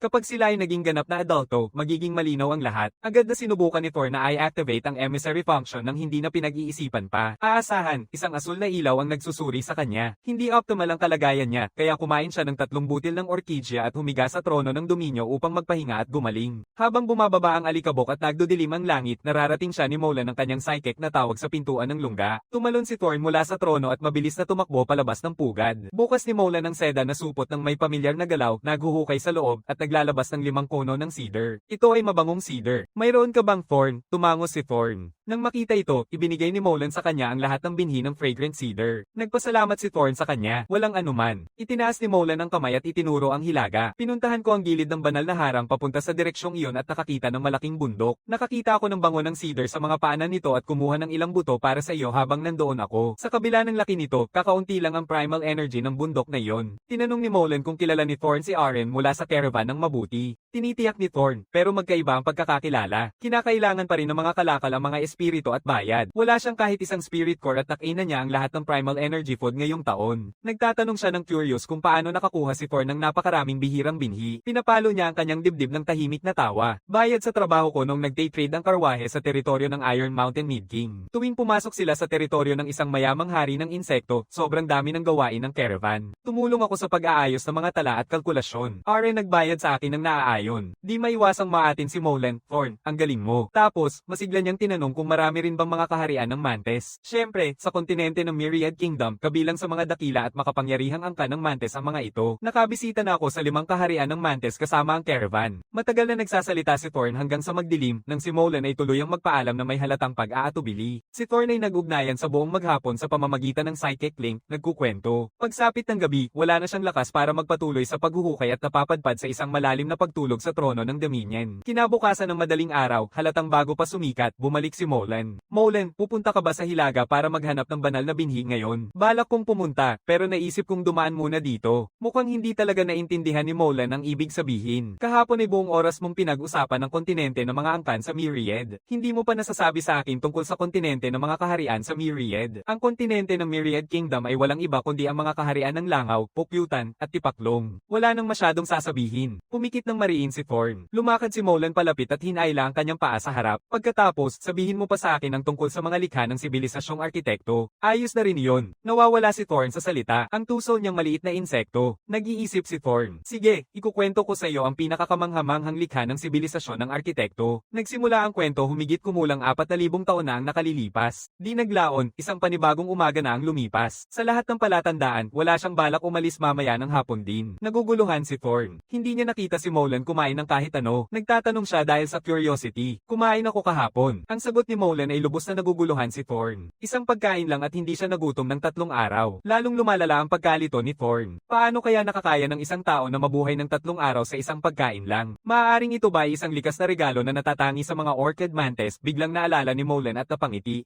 Hinahampas niya ng husto ang kanyang mga pakpak. Thorn, may divine seed ako, isang honey scent orchid. Ang epekto nito ay pangkalahatang tibay. Napatigil si Thorn, mabilis ang pag-ikot ng kanyang mga antena. Mayroon siyang banal na buto na nagpapalakas ng pangkalahatang pagtitiis, isa ito sa pangunahing sangay ng pangkalahatang katatagan, isa sa mga pinakakinakailangan ni Thorn at isa sa mga pinapangarap na epekto ng bawat angkan ng insekto. Kaya pala sobrang nakatutok na siya sa paghahanap ng mga banal na buto, meron na siya nito. Pero sa kontinente ng Ashan, ang pangunahing enerhiya ay umiiral lamang sa manipis na bakas malapit sa banal na harang, kahit saang layo mula dito ay wala na talaga. Paano kaya maaaring tumubo dito ang isang banal na binhi? Walang katuturan ito. Labis na naguguluhan si Thorn. Saan nakuha ni Molan ito? Lumalabas na nasa bundok mismo kung saan nakatira si Molan, itinanim nung nakaraang taon. Ang ani ng honey scent orchid ngayong taon ay maliit pa rin at kinain niya ang bawat buto sa sandaling anihin niya ito. Sa susunod na taon, tiyak na mas malaki na ang ani. Maaari akong magbahagi ng ilan sa'yo. Matagal na nanlaki ang mata ni Thorn bago siya nakapagpigil. Talaga, ang ganda ng balita na iyan. Salamat ng maaga, Molan. Sa sandaling ito, labis na curious si Thorn kung saan talaga nakatira si Molan. Malayo ba ang iyong bundok dito? Napakalayo, sabi ni Molan, nakatango ang ulo. Pagkatapos ay agad na umatras, hindi naman kalayuan, kahit kaunti lang. Gusto mong bumisita sa aking teritoryo. Malaki ang bundok na tinitirhan ko. Sa palagay ko, talagang dapat mong makita ito. Kung sa tingin mo ay angkop, maaari mong isaalang-alang ang paglilipat doon. Maaari tayong manirahan ng magkasama at mag-usap kapag gusto natin. Tumango si Thorn at tinanggap ang paanyaya ni Molan. Sige na nga, gusto kong makita ang iyong bunga ng halimuyak ng pulot na orchids. Mas masigasig si Molan kaysa sa kanya at agad na hinihikayat siya. Sige. Terra na ngayon. Kaya nagsimula ng maglakad ang isang langgam at isang mantes ng magkasama. Sa wakas, isang malawak na hanay ng mga bundok na umaabot hanggang timog kanluran ang lumalabas sa paningin. Ang dahilan ni Thorn sa pagsang-ayon ay higit pa sa pag-uusisa. Naghahanap siya ng angkop na lugar para magtayo ng bagong pugad. Bumaba si Thorn at lumapag sa isang malaking bato sa paanan ng burol, sinusuri ang tanawin mula sa mataas na posisyon. Mukhang naiintindihan ni Molan ang kanyang hangarin. Naghahanap ka ba ng lugar na angkop sa pag-incubate at paglilipat ng mga itlog sa taglamig? Sa huli, nakatingin siya. Nakita niya ang dumi niya na nakalagay sa mga itlog ng langgam. Tumango si Thorn. Itinaas ni Molan ang kamay at itinuro ang malayo. Sa taglamig, nananatiling medyo mainit ang timog na bahagi ng bundok. Pwede mong itayo ang iyong pugad doon. Nakatira ako sa hilagang bahagi. Sumasang-ayon si Thorn agad habang tahimik na nararamdaman ang daloy ng likas na primal na enerhiya sa paligid nila. Malayo na sila sa saklaw ngayon, ngunit ang pagkalat ng primal energy ay mahina, halos hindi mapapansin. Mataas ba talaga ang konsentrasyon ng primal energy sa iyong tuktok? Muling nagtatanong si Thorn. Hindi sigurado si Molan. Kakaunti lang ang alam niya tungkol sa primal energy kaya hindi siya makapagsabi ng may kumpiyansa. Mabilis na lumalapit ang hapon, napapansin na nagsisimula ng manghina si Thorn. Ngumiti si Molan ng bahagya na parang may kasalanan. Medyo malayo, napakalayo, at sa kanya naisip, dumating si Molan sa kanyang teritoryo ng unang liwanag ngayong umaga. Siguradong umalis siya sa kalagitnaan ng gabi. Nabighani siya sa kanyang mga kwento kaya naging sobrang bigat na ang paulit-ulit na biyahe, kaya niyaya niya siyang lumipat dito na lang. Hindi maipaliwanag ni Thorn kung bakit tanging sa lugar ni Molan lamang matindi ang konsentrasyon ng primal energy, habang ang iba pang bahagi ay walang laman. Hindi niya ito maintindihan, kaya pinakawalan na lang niya. Matapos makahanap ng mahusay na teritoryo para sa kaligtasan at paglago, bumalik siya sa dati niyang teritoryo sa hikayat ni Molan at nagsimula ng maghanda para sa paglilipat. Binubuksan ni Molan ang selyong seda at nagbibigay siya ng payo. Unahin mong hilahin ang isa sa iyong mga buto ng cedar, balutin ito sa selyong seda at dadalhin ko ito para sa iyo. Tumitigil si Thorn ng 2 segundo. Hindi na kailangan ng ganyang kalaking gulo. May isang artifact ng sibilisasyon ng isang arkitekto sa loob ng aking pugad. Napansin mo ba yon? Molan ay humihila sa gilid ng kanyang mukha. Sigurong iyon ang iyong sikreto. Hindi mo ito binanggit kaya hindi ko naisip na nararapat kong itanong. Sasabihin mo ba sa akin tungkol dito? Ngumiti si Thorn. Siyempre, hindi ito lihim na kailangan kong itago. Ito ay tinatawag na Dominion Throne. Ang pangunahing tungkulin nito, sa madaling salita, ay ang paggawa ng mga itlog. Nabigla si Molan at naputol ang kanyang isipan. Kaya ang mga itlog sa iyong pugad ay galing sa Dominion Throne. Kaya ano naman ang tungkol sa sarili mong mga itlog, hindi ka ba isang hari ng langgam? Ngayon naman ay oras ni Thorn na malito. Ako ay isang lalaking hari ng mga langgam. Paano kaya magpapalahi ng itlog ang isang lalaking insekto, lumalabas na hindi kailanman binanggit ng nakasanayang alaala ni Molan? Sinasabi lang na kayang magparami ng itlog ang mga hari ng langgam nang hindi nililinaw na kailangang babae ang hari. Kapag naayos na yon, pumasok si Thorn sa loob ng pugad. Maingat niyang binubuhat ang 2 itlog ng langgam na nakahiga sa unan at inilalagay ng ligtas sa isang silid. Pagkatapos ay utusan niya ang Dominion Throne na lumiit at lumipad at ituturo ito palabas ng pugad. Nakakatuwa para kay Molan na kaya nitong lumiit at lumipad kahit wala itong pakpak. Ngunit matapos ang lahat ng mga kahangahangang likha ng arkitekto na inilalarawan ni Thorn, napagtanto niyang hindi siya tunay na nagulat. Kapag nasa ayos na ang lahat, sumampa si Molan sa upuan ng trono kasama niya at unti-unting naglakbay pababa sa timog. Sumunod ang 2 araw ng masigasig na gawain. Ang unang silid ng imbakan ay bahagyang naukit at pansamantalang inilagay ang mga itlog dito. Nagpapatuloy ang paghuhukay pa ibaba. Ang pugad ng anay ay isang tumpak na gawain. Kailangan itong huminga, ngunit panatilihin ang init at kahalumigmigan. Hindi maaaring diretso ang mga tunnel. Kailangan nilang paikot-ikot at at paikot. Pagkatapos ng 7 araw ng trabaho, sa wakas ay naukit ni Thorn ang silid tulugan. Ayaw nang mag-aksaya pa ng oras, pinapagana ni Thorn ang tungkulin ng emissary ng Dominion Throne. Muling pinipili niya ang cultivator agricultural. Kailangan niya agad ng isang batch ng mga trabahong langgam upang alagaan ang mga binhi ng buhay at pamahalaan ang tuloy-tuloy na daloy ng mga itlog na darating. Ipagpapatuloy ang paghuhukay. At makalipas ang isa pang 7 araw, natapos na ang silid panganganak na humahantong ng malalim sa bundok. Sa puntong ito, ang 2 unang itlog ng anay ay matagumpay na pumuputi at pumasok sa yugto ng uod. Kailangan nilang pakainin sa regular na pagitan. Matagal nang tumutulong sa kanyang pugad si Molen, nangako siyang sasama kay Thorn na namumuno sa kolonya ng langgam upang tuklasin ang Starship at matanggap ang Dominion Throne kapag natuklasan ito. Ngayon na natapos na ang pugad, tumutulong din siya sa pag-aalaga sa 3 punla ng punla, bumababa sa bundok para manghuli ayon sa schedule araw-araw at nagdadala ng sariwang pagkain. Sa kanilang libreng oras, bukas si Thorn na ibahagi ang mga kwento ng kanyang paglalakbay sa iba't ibang kontinente, pati na rin ang mga teknik sa pangangasiwa ng teritoryo na lampas-pas na ipasa sa alaala. Ang trono ng Dominio ay tunay na gumagampan ng katulad na tungkulin ng isang reyna ng angka ng langgam. Ang mga itlog na ito ay dumaraan sa parehong proseso ng pag-unlad gaya ng mga itlog na inilalabas ng isang babaeng reyna ng langgam. Ang mga kulisap na sumisibol mula sa mga itlog ay mga buhay na anyo ng semi-primal energy. Sila ay kumakain ng sabay-sabay, mabilis na lumalaki, at nakikita ang pagbabago araw-araw. Nag-uukit si Thorn ng mga marka sa pader ng bato upang subaybayan ang mga araw. Unang 2 itlog ng langgam ay umabot na sa ika-38 araw. Ang mga uod na nagsimula bilang maliliit na tuldok na halos 1 sentimetro ang haba ay lumaki na sa 2 o 3 sentimetro, makapal at mapatla. Ang tagapag-alaga ay gumagawa ng seda at unang bumubuo ng kakun. Makalipas ang 2 araw, susunod ang bantay, papasok sa huling yugto ng pag-unlad bago lumabas. Samantala, ang Thorn ay nagsasagawa ng 5 araw na siklo, patuloy na gumagawa ng mga itlog sa pamamagitan ng emissary function ng Dominion Throne. Ngayon, may 2 itlog at 6 na larva na may iba't ibang sukat sa hatching chamber. Kadalasan siyang nasa loob ng hatching chamber, pinapakain ng mga larvae ng paisa-isa habang ginagamit ang vibration mode ng kanyang katawan upang magpasigla ng init at itaas ang humidity at temperatura. May isa pang larvae na nakabalot na sa kakun. Dumating si Mollin sa pugad bandang tanghali. Sa daan, naghahanap siya ng pagkain at naglagay ng bangkay ng palakas sa pasukan ng pugad. Oo, kung maayos ang lahat, maging isang sundalong langgam ito na nakatuon sa labanan. Nangangatal si Mollin sa ulo niya. Ang mga uod ay napakaliit ayon sa aking namana na alaala, kaya ng angka ng dambuhalang ulo na langgam ay makabuo ng mga sundalong langgam na mas malaki pa sa hari mismo. Makakaya-kaya ng mga itlog na ginawa sa Dominion Throne na makamit yun, hindi masabi ni Thorn ng buong katiyakan, ngunit mula sa kanyang nakita, maganda ang mga resulta. Ang angka ng langgam na may malaking ulo ay may pinakamatinding pagkakaiba-iba ng uri kumpara sa ibang angka ng langgam.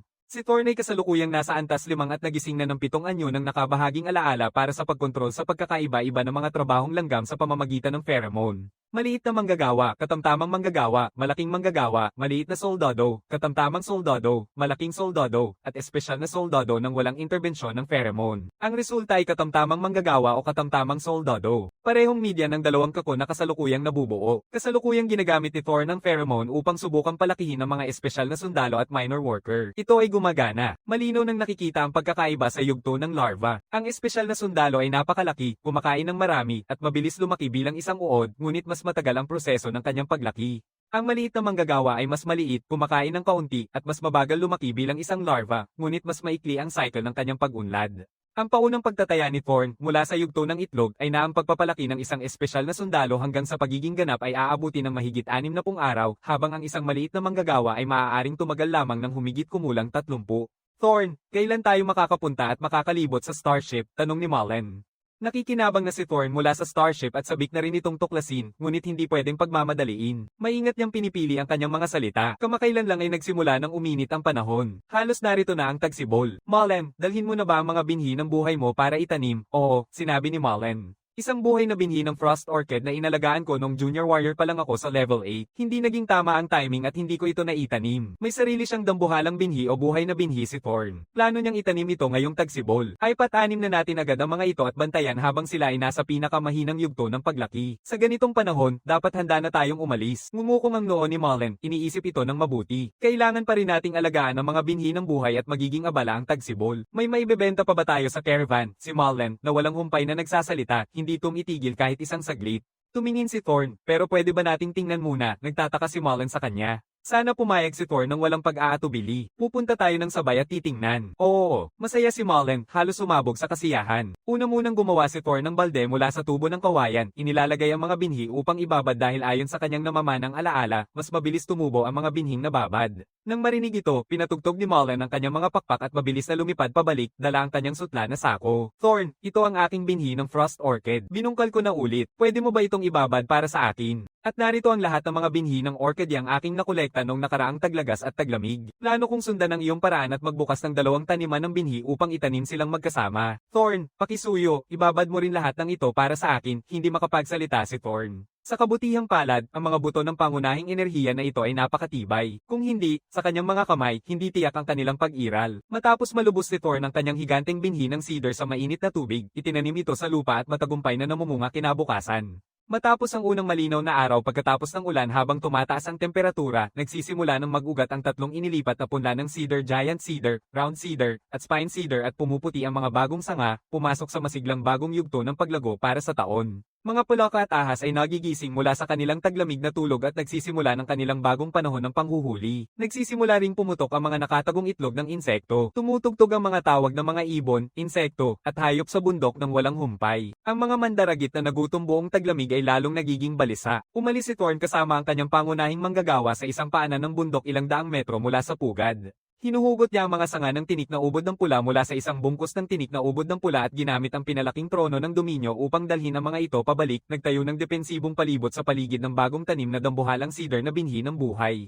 Natapos na si Mullen sa pag-aalaga sa sarili niyang teritoryo at dumating upang tumulong, nagdadala ng malalaking bato upang ilagay sa paligid para sa karagdagang katatagan. Kasabay nito, pinapalakas ni Mullen ang kanyang panghuhuli. Anumang hindi pwedeng kainin ay inilalagay sa mga hukay malapit sa mga tanim na binhi ng buhay upang mag-decompose bilang pataba. Ang tagsibol ay nagdadala ng banayad na ulan tuwing ilang araw. Panahon na ng paglago para sa lahat ng buhay. Ang mga binhi ng buhay ni Thorn sa cedar ay unti-unting tumataas araw-araw, lumalakas. Sa wakas, nakalaya na ang unang espesyal na sundalo mula sa kanyang halos doble ang laki kaysa kay Thorn, matindi at nakakatakot. Kasabay nito, isang pangunahing sundalo rin ang lumabas. Ipinapadala ni Thorn silang dalawa upang magbantay sa malalaking punla ng cedar. Sa puntong ito, may 5 minor workers, 4 na median workers, 2 major workers, 1 median soldier, 1 major soldier, at 1 specialized soldier ang hawla. Maliit pa rin ang bilang, pero halos kumpleto na ang saklaw ng mga uri. Sa usapin ng depensa sa teritoryo, walang duda na ang espesyal na sundalo ang pinakamalakas, ang panlaban ng angka ng dambuhalang langgam. Sa hinaharap, hatiin ng trono ng Dominion ang produksyon ng itlog ng pantay sa pagitan ng mga sentinel at cultivator. Magsasaka lamang si Thorn ng 2 uri mula ngayon, ang mga espesyal na sundalo at mga median na manggagawa. Sa masiglang panahon ng tagsibol, tuloy-tuloy at maayos ang pag-unlad ng teritoryo. Natapos na ang ikalawang silid panghatsang at pinangalanang silid panghatsang para sa mga sundalo. Ang orihinal na unang silid ay tinatawag na silid ng pagpapalahi ng manggagawa. Ang pagpukaw sa mga itlog at larvae gamit ang pheromones upang magkaiba-iba ang kas ay isang napakakomplikadong proseso. Ang paghihiwalay sa kanila sa 2 uri gamit ang nakatalagang mga silid ay pumipigil sa paghalo ng mga senyales ng pheromone. Ang karaban ng angkle ng gagamba ay pumasok sa kontinente ng maraming kaharian sa katapusan ng taglamig at matapos ang humigit kumulang 80 araw, nang ang mga bulaklak ay sumasakop sa bawat burol at lambak, natapos nila ang unang kalahati ng ruta ng kalakalan at nagtipon sa silangang bahagi ng kontinente ng maraming kaharian. Pinipili ni Mullen ang mahalagang impormasyon ng tumpak. Tumingin siya sa kaliwa at kanan, pataas at pababa. Mga bulaklak na sumasakop sa bawat burol. Ibig sabihin, naroroon na sila. Aalis na ba tayo bukas? Tumalikod siya at tiningnan ang dambuhalang binhi ng cedar ni Thorn. Nakaraan na ito sa pinakapanganib na yugto ng pagtubo at sa tulong ng mga langgam na sundalo na nagbabantay, dapat ay ligtas na ito. Pinapahiwatig ni Thorn na huwag magmadali. Maingat na naglalakbay ang karwahe ni Kos at palaging nauuna ang iba, kaya't maaari pa silang maghintay ng ilang araw bago umalis. Nagtataka si Mullen, agad na tinanong si Thorn, anong mga paghahanda ang kailangan nating gawin. Sinabihan siya ni Thorn na maghanda ng anumang mga kalakal na balak niyang ipagpalit sa caravan. Maaaring tumagal ng ilang araw ang biyahe, kaya bago umalis, kailangang maingat na maiprotekta ang mga halaman ng binhi ng buhay at higit sa lahat, huwag kailanman ibunyag ang tungkol sa divine seed na orchid na may amoy pulot, ni sabihin na may isang lugar sa kabundukan na may napakataas na konsentrasyon ng likas na primal energy.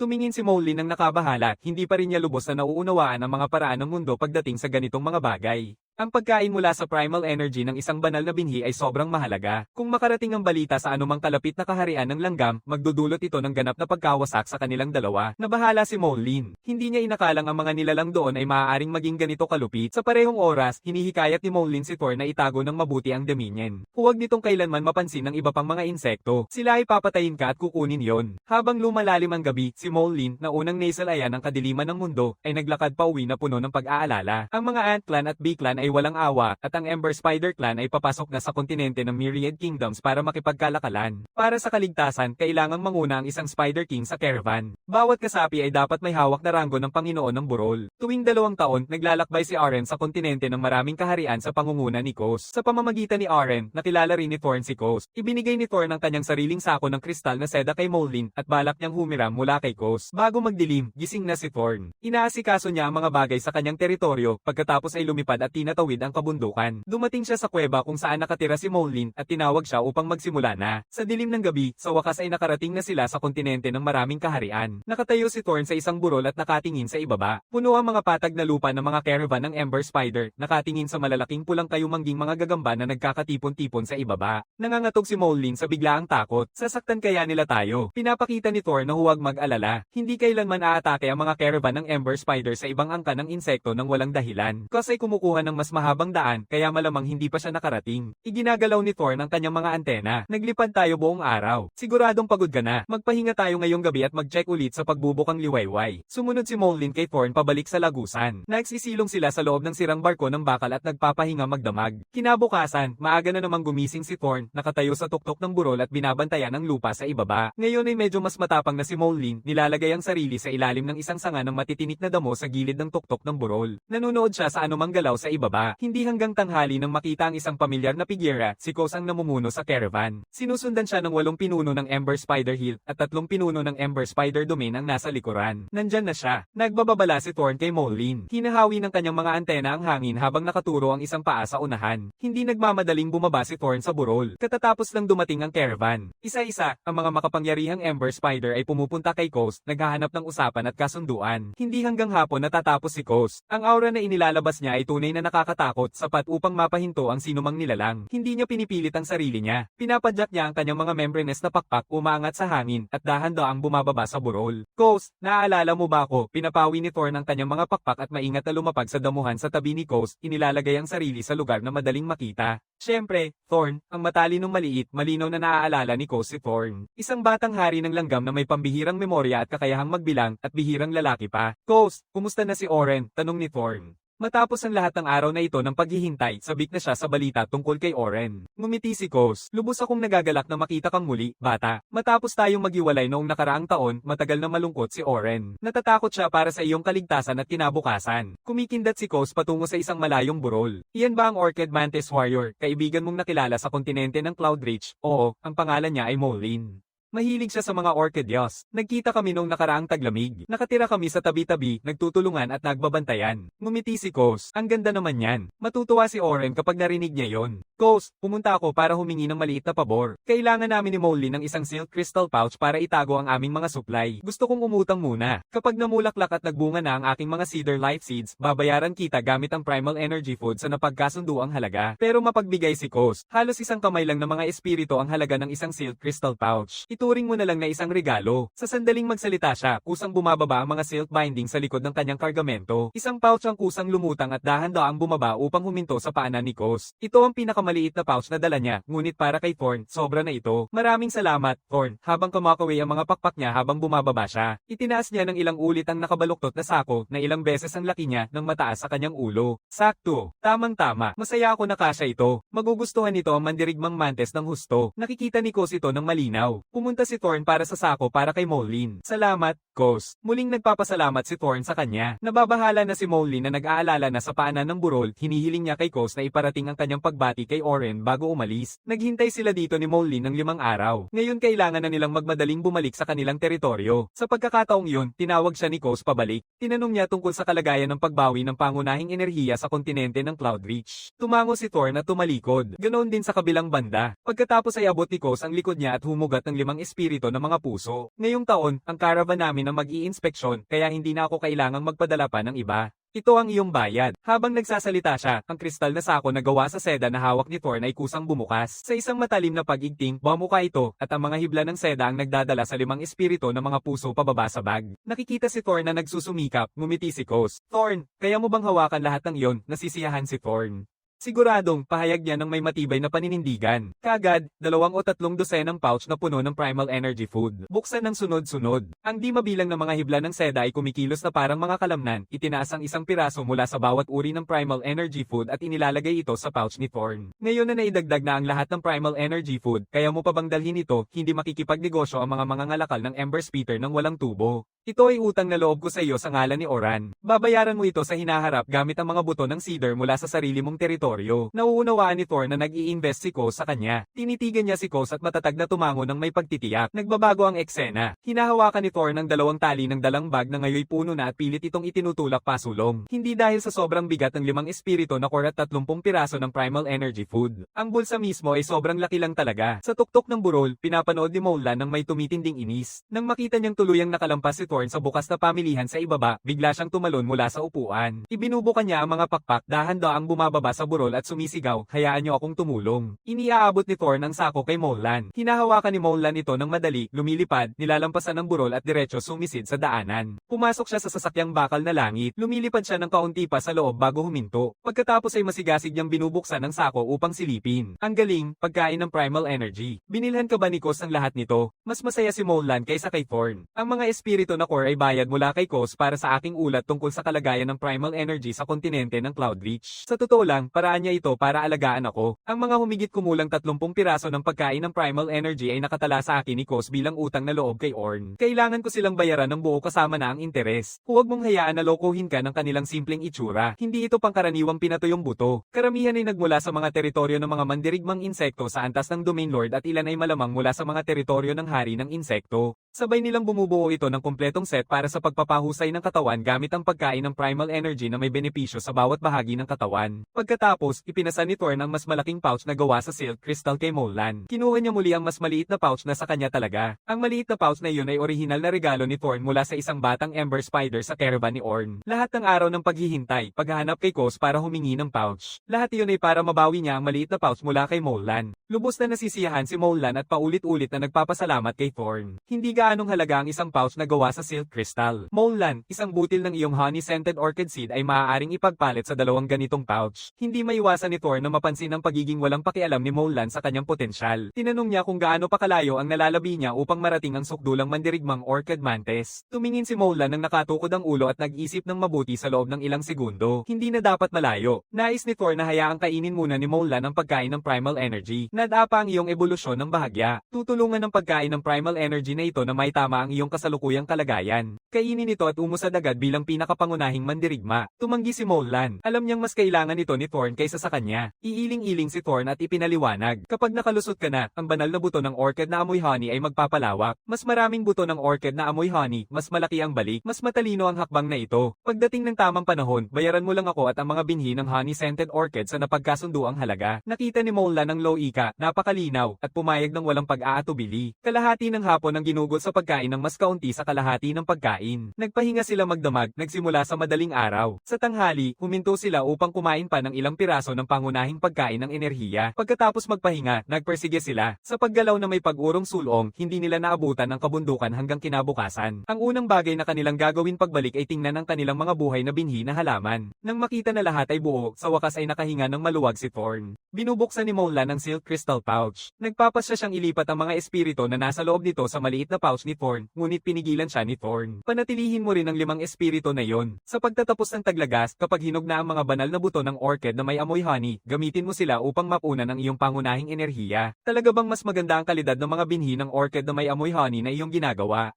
Pumayag si Molan nang hindi nag-aatubili. Sige, ang 3 buto ng buhay na itinanim noong nakaraang taon ay lahat ay tumubo na hanggang 4 na metro ang taas. Ang dambuhalang cedar na itinanim ngayong taon ay umabot na sa 10 metro na pinapalibutan ng mga espesyal na sundalo na nakatayo bilang bantay kasama ang mga pangunahing at gitnang sundalo. Bago umalis, mahigpit na nagbigay si Thorn ng utos, huwag maghanap buhay malayo sa teritoryo, 6 o 7 araw ang layo, at matagal nang nauubos ang reserbang pagkain. Nagugutom na ang kolonya ng langgam. Sa sandaling lumapag si Molan na madalas nilang pinapakain, ay nagsimula silang magdagsaan sa paligid niya. Agad na tumalon si Molan papataas. Dumadaan siya pababa patungo sa kagubatan sa ibaba. Muling bumalik siya, hawak ang isang ulungit na may itim na guhit na ahas. Dumadating ang gabi ng mabilis. Nagpaalam si Molan at umuwi. Isang buong araw ng paglipad ang nagdulot kay Thor ng matinding pagod. Babalik siya sa pugad ng mga langgam at uupo sa trono ng Dominion upang magpahinga. Hindi pa siya nakakatulog nang dumating ang mental na signal ni Molan sa pasukan ng kuweba. Thorn, antok na ako. Sa tingin ko malapit na akong magpalit ng balat at umunlad. Tumigil si Thorn sandali, pagkatapos ay bumaba sa lupa ng buong bilis, mental na inutusan ng trono ng Dominion na lumiit at lumipad, at sinundan ito papunta sa pasukan ng kuweba. Malinaw na makikita na si Molan ay nasa bingit na ng pagtuklas bilang pinakahuling mandirigmang Orchid Mantis. Sa ngayon ay walang ganang kumilos, halos hindi na makabukas ng mata, halos tiyak na epekto ito ng pagkain ng enerhiyang primal ng hari ng gagamba. Dahil dito, walang kahit anong paunang babala bago ang pagputok. Si Thorn ay nagtuturo sa trono ng Dominion na lumipad sa hangin, tinatawid ang kabundukan, at sa huli ay inilalagay ito sa gitna ng kuweba kung saan nakatira si Molan.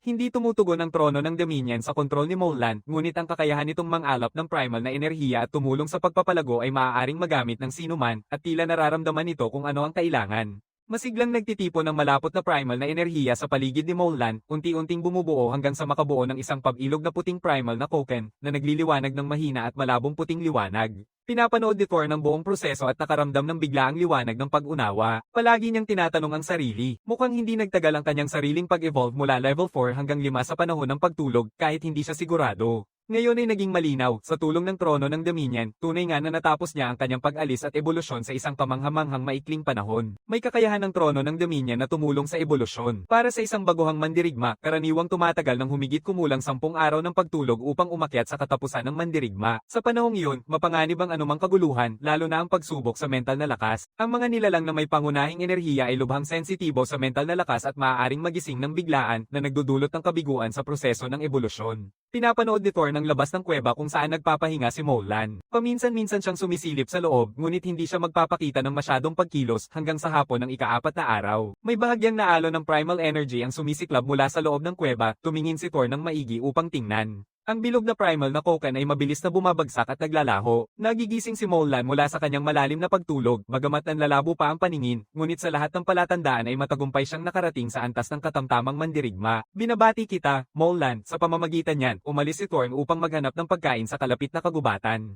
Ang Ant-King na nasa antas 5 na baguhan ay hindi gaanong magaling manghuli. Gumagawa si Thor ng ilang ulit na balik-balik, nakakuha ng 7 salagubang mula sa ilalim ng damo. Si Molan ay kinakain ng mga ito isa-isa, nakaka-recover ng kaunting lakas, at pagkatapos ay umaalis mag-isa upang manghuli. Ang pag-akyat mula sa baguhan hanggang sa katamtamang mandirigma ay isang malaking tagumpay sa larangan. Isang pag-angat sa antas ng buhay, isang dramatikong pagtaas sa kabuuang lakas, at pagpapahaba ng buhay hanggang 30 hanggang 50 taon. Sa sandaling makumpleto ni Molan ang kanyang pag-angat, tumutugon ang banal na binhi ng honey at orchideas. Magdamag, ang ina na halaman ay tumubo ng humigit kumulang 10 metro at may mga bagong usbong at dahon na sumibol.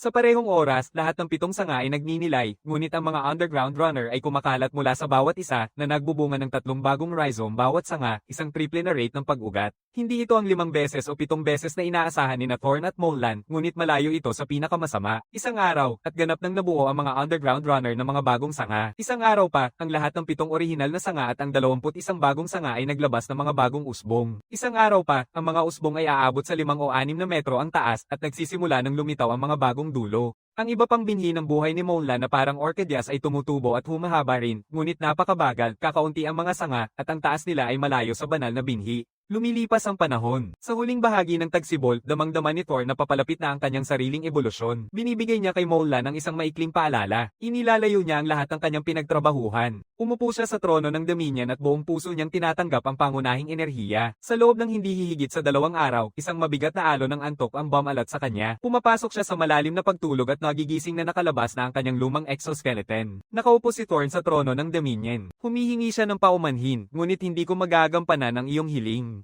Magandang gamit. Ang mga sundalong langgam ay mahusay sa pagpatay ng biktima. Ang mga trabahong langgam ay mas angkop sa paghuhukay sa lupa at bato. Maaari niyang paunlarin ang isang grupo ng mga espesyal na manggagawa at utusan silang maghukay ng isang imbakan sa loob ng teritoryo, gumawa ng mga kanal ng tubig, at iba pa. Baguhan ng mandirigmang antas 6, dapat ay mayroon na akong sapat na stamina upang suportahan ang trono ng dominyo na makabuo ng 2 itlog ng langgam ng sabay. Pinagnilayan ito ni Thorn at bumaba mula sa trono. Malamang maikli rin ang pagkakatulog niya, at kumain at uminom na siya bago siya magising. Hindi niya nararamdaman ng anumang matinding panghihina. Gising na si Thorn. Tinatanaw ni Molan na nagbabantay sa pasukan ng kuweba at tinatawag siya habang tinitingnan siya. Wow! Thorn, ang liit mo pa rin. Mas maliit ang mga langgam kumpara sa mantis at mas maliit pa ang mga lalaking langgam kaysa sa mga babae. Sa pag-angat niya sa Ant King na baguhan sa antas 6, ang haba ng katawan ni Thorn ay humigit kumulang 1.6 metro lamang. Payat at matipuno sa ganitong bilis ng paglaki. Kahit na maabot niya ang pinakamataas na Ant King, malamang hindi nalalampas pa sa 2 metro ang kanyang haba. Hindi kailanman mapapantayan si Molan. Pagkatapos ay tinanong ni Molan tungkol sa kalagayan ng kanyang mga binhi ng buhay. Bumulong si Thorn at inilabas ang binhi ng Jade Cedar na kanyang inaalagaan noong level 5. Niyuyugyug niya ang kanyang mga antena. Isang maliit na aliping langgam ang mabilis na pumunta, ibinalik ito sa pugad at inilagay sa isang kawayan na puno ng tubig upang mapalambot. Sining pa rin ang tagsibol. May panahon pa upang magtanim. Maliit na alalahanin ng tungkol sa dambuhalang cedar na matibay sa tagtuyot at init, kaya agad na sumunod si Molan.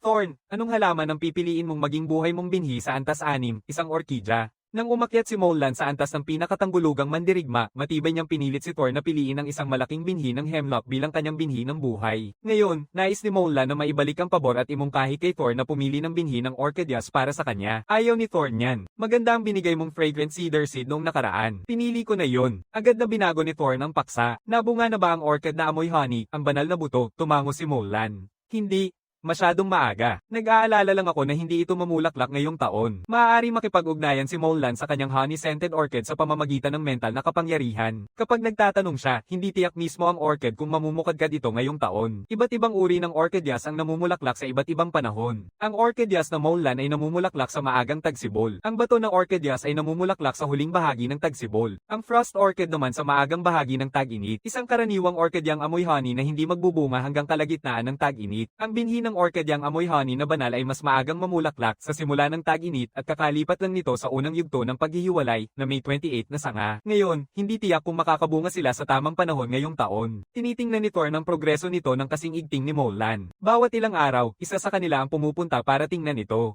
Sa bahagyang mainit na panahon ng maagang tag-init, sa ilalim ng kanilang masigasig at mapagmatsyag na mga mata, lahat ng 28 na sanga ng bulaklak na amoy honey ay nagsusumiklab ng mga spike ng bulaklak isa-isa, puno at matatag, mukhang kayang-kaya nitong mamulaklak at magbunga. Sinusuri ni Thorn ang mga ito at ibinibigay ang kanyang hatol. Tumatango si Molan at nakataas ang ulo, sinusubukang intindihin ang mga bilang. Kung bawat sanga ay magbibigay pa rin ng 11 bulaklak at bawat bulaklak ay magbubunga ng isang buto, maaari nating anihin ngayong taon. Naisip ni Molan at hindi mahanap ang sagot. May sagot agad si Thorn. Ito ay 308 binhi ng orchid na amoy honey. Ang mga caravan ay bumibili ng bawat binhi ng honey-scented orchid sa pagitan ng 5 hanggang 8 spirit cores. Ang eksaktong presyo ay nakadepende sa kalidad. Sa halagang 5 spirit cores bawat isa, aabot pa rin sa 1,540 spirit cores ang kinita ni Molan ngayong taon. Inaasahan ni Thorn na kapag dumating ang panahon, babayaran siya ni Molan ng mga buto ng orchidyang amoy pulot na nagkakahalaga ng 140 spirit core, at saka siya bibigyan pa ng kaunti pang dagdag. Sang-ayon si Molan ng walang pag-aatubili. Lahat ng ito ay dahil kay Thorn kaya siya nakapag-evolve bilang pinakapangunahing mandirigma ng napakabilis. Nagpapasya siyang hatiin ang mga binhi ng orchid na amoy honey ng pantay sa kanya. Nag-aatubili si Thorn sandali, ngunit niyayakap niya ng masaya. Talagang umaasa si Molan sa pagkain mula sa primal energy na ibinigay ni Thorn mula kay Kos para makausad bago magbago ang panahon. Pero ang hatiin ng kalahati ng basta-basta, medyo masyadong mapagbigay sa kanyang bahagi. Si Thorn ay isang nilalang na may prinsipyo at mabuting konsensya. Inililihi niya ito at nagpasya siyang magpadala ng ilang sundalong langgam upang tulungan siyang hulihin ang mga nakakainis na peste sa kanyang lupa. Pagkatapos ay magpapalago siya ng isang batch ng mga espesyal na manggagawa at maghuhukay ng isang fermentation pool malapit sa kanyang teritoryo. Nagtatampo si Molan habang ikinakaskas ang ulo niya. Ito ang kauna-unahang beses na narinig niya ang tungkol sa isang fermentation pool. Ito ay kaalaman na wala sa nakasanayang alaala. Ngunit sa kontinente ng myriad plants, halos bawat angka ng insekto ay nakabisado na ang teknikong ito sa paggawa ng pataba. Punuin ito ng tamang sukat na tubig, magdagdag ng iba't ibang uri ng halaman at dahon, isara ito upang mag-decompose, at ang resulta ay ang mayamang nutrisyon na likido at mga natitirang bahagi na kailangan ng mga halaman upang umunlad. Piliin ang uri ng emissary na sentinel, strength, o cultivator sa agrikultura. Pinipili ni Thorn ang cultivator. Piliin ang dami na isa o dalawa. Pinili ni Thorn ang dalawa. Isang asul na liwanag ang dumaan. Sa ilalim niya, ang trono ng ng Dominion ay kumikislap kasabay ng isang matalim at maikling pag-akyat ng enerhiya. Sa loob ng halos 10 segundo, isang malaking bahagi ng mga sustansya at enerhiyang nakaimbak sa kanyang katawan ay nilalabas. Naiwan si Thor na lubos na uhaw. Matagal bago siya makarecover kahit kaunti. Hinawakan niya ang mga tuyong karne na inihanda niya sa tabi at kinagat niya ng sunod-sunod ang tatlo, saka muling huminga ng malalim bago bumalik ang lakas niya. Sa nagbabagang init ng kalagitnaan ng tag-init, ang tatlong life seed na itinanim ni Thor noong nakaraang taon, ang Dragon Cedar, Round Cedar, at Spine Cedar, ay lahat lumaki na sa 6 hanggang 7 metro, ngayon ay mga ganap ng batang punong kahoy. Yung itinanim noong unang bahagi ng tagsibol, ang Giant Cedar Life Seed, ay mabilis na lumago. Malapit na itong umabot sa 3 metro. Ang Jade Cedar na itinanim noong huling bahagi ng tagsibol ay ngayon ay higit 1 metro ang taas. Ito ay nakapaloob sa bakod at binabantayan ng mga soldier ants. Ang teritoryo ni Molan ay nasa halos parehong kalagayan. Dahil hindi na nila kailangang mag-alala tungkol sa kaligtasan ng kanilang mga halaman ng Life Seed, ang pagtuklas sa Iron Sky Vessel ay isang tunay na posibilidad na ngayon. Matapos ang malakas na ulan, sinimulan ni Thor ng kontrol sa Dominion Throne, kasama ang 6 na espesyal na sundalo at 3 espesyal na manggagawa. 2 sako ng silk crystal, isa malaking at isa maliit, puno ng pinatuyong karne at sariwang wild fruit ng iba't ibang uri. Sila ay lumipad papunta sa Himpapawid at sa Iron Sky Vessel. Ang likas na kamanghamanghang memory ni Thorn ay matibay na naaalala ang komplikadong ugat. Siya ang nangunguna diretso sa kwarto kung saan unang natuklasan ang trono ng Dominio. Agad na napapansin ni Molan ang butas sa pader. Pinapalipad niya ang mga pakpak, naglilipad sa gitna ng hangin, tinitingnan sa loob at sinasaliksik ang kwarto gamit ang kanyang mental na lakas. Ang malawak na kwarto ay ganap na walang laman. Dahan-dahan ang pinapaikot ni Thorn ang Dominion Throne. Sa magkabilang panig, 10 malalaking bilog na pinto ang pantay-pantay ang pagitan. Bawat isa ay nagdadala sa isang selyadong kwarto na pareho ang sukat. Masigasig si Molan at isa-isa niyang sinusuri ang mga ito, ngunit nababahala agad dahil lahat ng pinto ay pinilit buksan ng karahasan at walang natitirang anuman sa loob.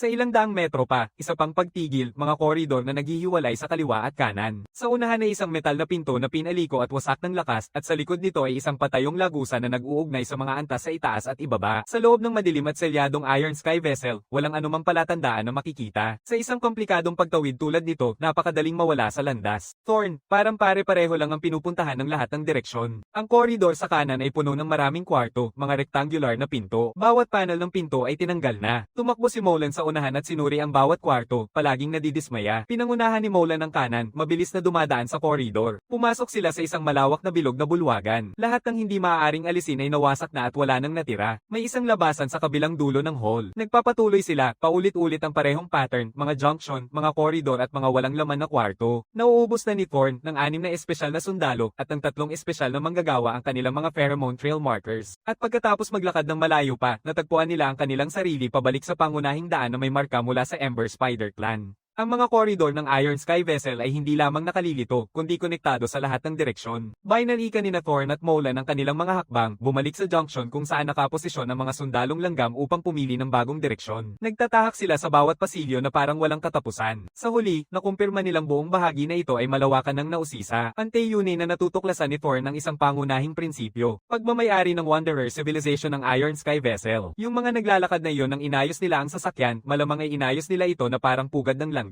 Pagkatapos malaman ni Thorn ito, matatag siyang bumaba sa ikalawang palapag. Sa silid sa vault na direktang nasa ibaba ng kwarto kung saan natagpuan ang trono ng Dominio, pareho ang ayos ng kwarto. Sa sandaling lumapit sila, biglang nagpadala ng mensahe ang trono ng Dominio. Natuklasan ng Asher Core. Kritikal ang kalagayan. Simulan ng paggamot. Nagulat si Thorn. Sa instinct, pinili niya ang oo. Sa sumunod na sandali, ang trono ng Dominio ay gumalaw ng marahas. Ang nakaimbak nitong likas na enerhiya ay mabilis na nauubos. Ang matinding konsentradong likas na puwersa ay nagiging isang puting hibla. Humihilab sa lupa, saka umaakyat sa pader. Dumadaan ito sa butas na may jag na hiwa sa itaas na pader at naglalaho sa silid sa kabila. Nabigla si Molan na nakahiga sa trono ng Dominion sa walang pakialam na pagkabagot, kaya't biglang tumalon at tumayo. Iginigiit niya ang kanyang mga pakpak at mabilis na tumakbo palayo. Anong nangyayari? May nakita ka bang bagay? Nalula si Molan sandali, tapos sumigaw siya ng masaya at bumaba agad papunta sa kwarto. Nagulat din si Thor ng 2 segundo bago niya naisip ang lahat. Inililipat niya ang Dominion Throne papunta sa kwarto. Tinitingnan sa malawak na bakana, ang sinag ng pangunahing enerhiya na inilabas ng Dominion Throne ay konektado sa isang napakalaking asul na bagay na hugis puso sa loob ng kwarto. Grabe, parang isang uri ng yaman ba yan? Nakatingin ng matagal si Molan sa bagay at sunod-sunod na nagtatanong. Wala ring ideya si Thorn, pero kung ito ang nagpasimula ng tugon ng Dominion Throne, ito ay dapat likha ng sibilisasyon ng arkitekto. Ang laki ng kayamanang ito, humihingal si Molan sa paghanga, ngunit isang bagong tanong ang sumulpot agad.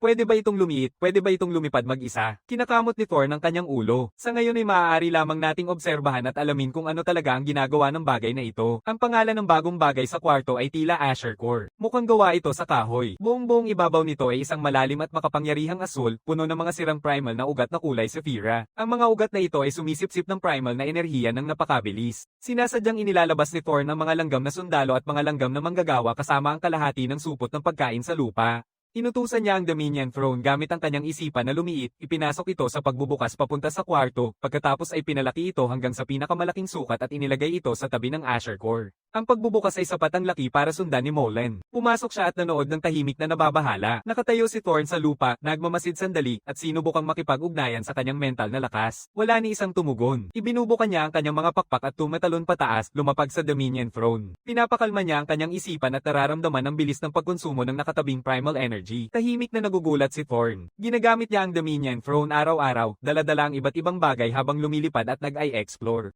Halos-halos ay tuloy-tuloy ang pag-ubos ng primal energy, ngunit maliit lang ang konsumo kumpara sa malalaking reserba na taglay ng Dominion Throne, at itong Asher Core ay halos kalahati na ng mga reserbang iyon ang naubos sa maikling panahon. Ilang sandali ang lumipas, nauubos na ang nakaimbak na primal energy ng Dominion Throne. Hindi sapat ang nakaimbak na primal energy, hindi rin sapat ang ambient primal energy, naputol ang paggamot, itutuloy pa ba ang paggamot? Pinipili ni Thorn ang oo. Pumili ng plano ng paggamot. Plano 1, punan ang nakaimbak na primal energy ng trono at ipagpatuloy ang paggamot na nangangailangan ng 5 ulit na pag-uulit. Plano 2, i-scan upang kumpirmahin na ang nagmamay-ari ng bond sa Asher Core ay pumanaw na. Burahin ang genetic na impormasyon ng orihinal na may-ari ng bond mula sa Asher Core. Burahin ang primal core imprint ng Asher Core at i-reset para sa muling pagsilang. Pinipili ni Thor ng pangunahing impormasyon. Naiintindihan niya ang bahagi nito, hindi lahat, pero sapat na. Matapos ang sandaling pag-iisip, pinili niya ang plan 2 ng walang pag-aalinlangan. Hindi sapat ang primal na lakas, kasalukuyang nagbabalik ang primal na enerhiya. Nagbibigay ng tugon ng trono ng dominio. Nagsisimula itong kumuha ng sariling primal na enerhiya. Naghihintay si Thor ng tahimik, naghihintay at naghihintay, ngunit walang palatandaan na umuusad ang Dominion Throne. Tumatakbo ang matinding gutom. Si Thor ay kumakaway ng kanyang mga pakpak, lumilipad palabas ng kwarto, at niyayakap ang kanyang mga antena.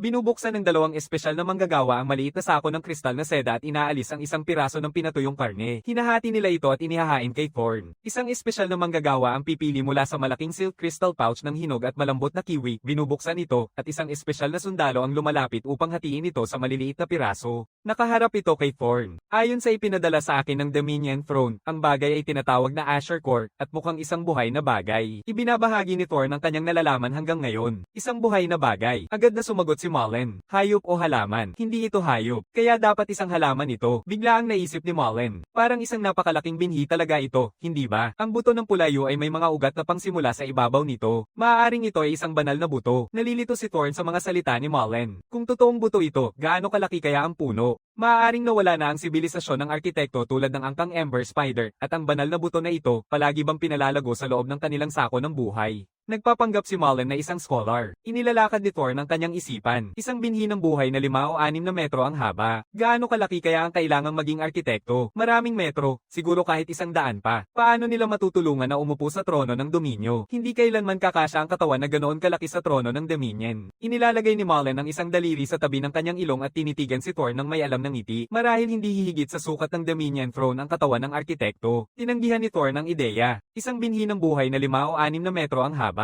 Kailangan siguro ang arkitekto ay nasa 12 metro, marahil 100 metro ang taas. Paano nila matutulungan na umupo sa Dominion Throne? Hindi nito kayang suportahan ng isang bagay na ganoon kalaki. Huminto si Mullen at pumayag, tama, hindi maaaring lumampas sa Dominion Throne ang katawan ng arkitekto. Huminto muli si Mullen, pagkatapos ay nagbigay ng bagong hamon. May pagkakataon bang habang lumalakas at lumalaki ka, mas lalaki rin ang trono ng dominio? Isinasaalang-alang ito ni Thorn, kumikilos ng ilang ulit ang kanyang mga antena. Lubhang posible yan. Mullen, matalim ka. Kapag sinabi mong ganoon, lahat ay nagkakasya. Mabilis na nilunok ni Thor ng tuyong karne sa kanyang mga kuko, pagkatapos ay yumuko sa bungad at tumingin sa loob ng silid. Mas lalo siyang tumitingin, mas lalo siyang naniniwala. Ang Asher Core ay isang sobrang laki na buto at may mga ugat na primal sa ibabaw nito, kaya ito ay maituturing na isang banal na buto. Tumatalon si Mullen sa kanyang mga paa. Yumuko siya sa pagbukas para sumilip, pagkatapos ay umiikot at dahan-dahang bumaba upang tumama sa tabi ni Thorn. Muling ibinangon niya ang kanyang orihinal na tanong. Pero isang napakalaking binhi, paano natin ito may lilipat? Sobrang liit ng butas sa pader at kaya bang buksan ang pinto ng kwarto, isang banal na binhi na paulit-ulit na inalagaan ng sibilisasyon ng arkitekto. Anong silbi nito sa atin? Gaya ng sinabi mo, winasak ng sibilisasyon ng arkitekto ang sibilisasyon ng Wanderer.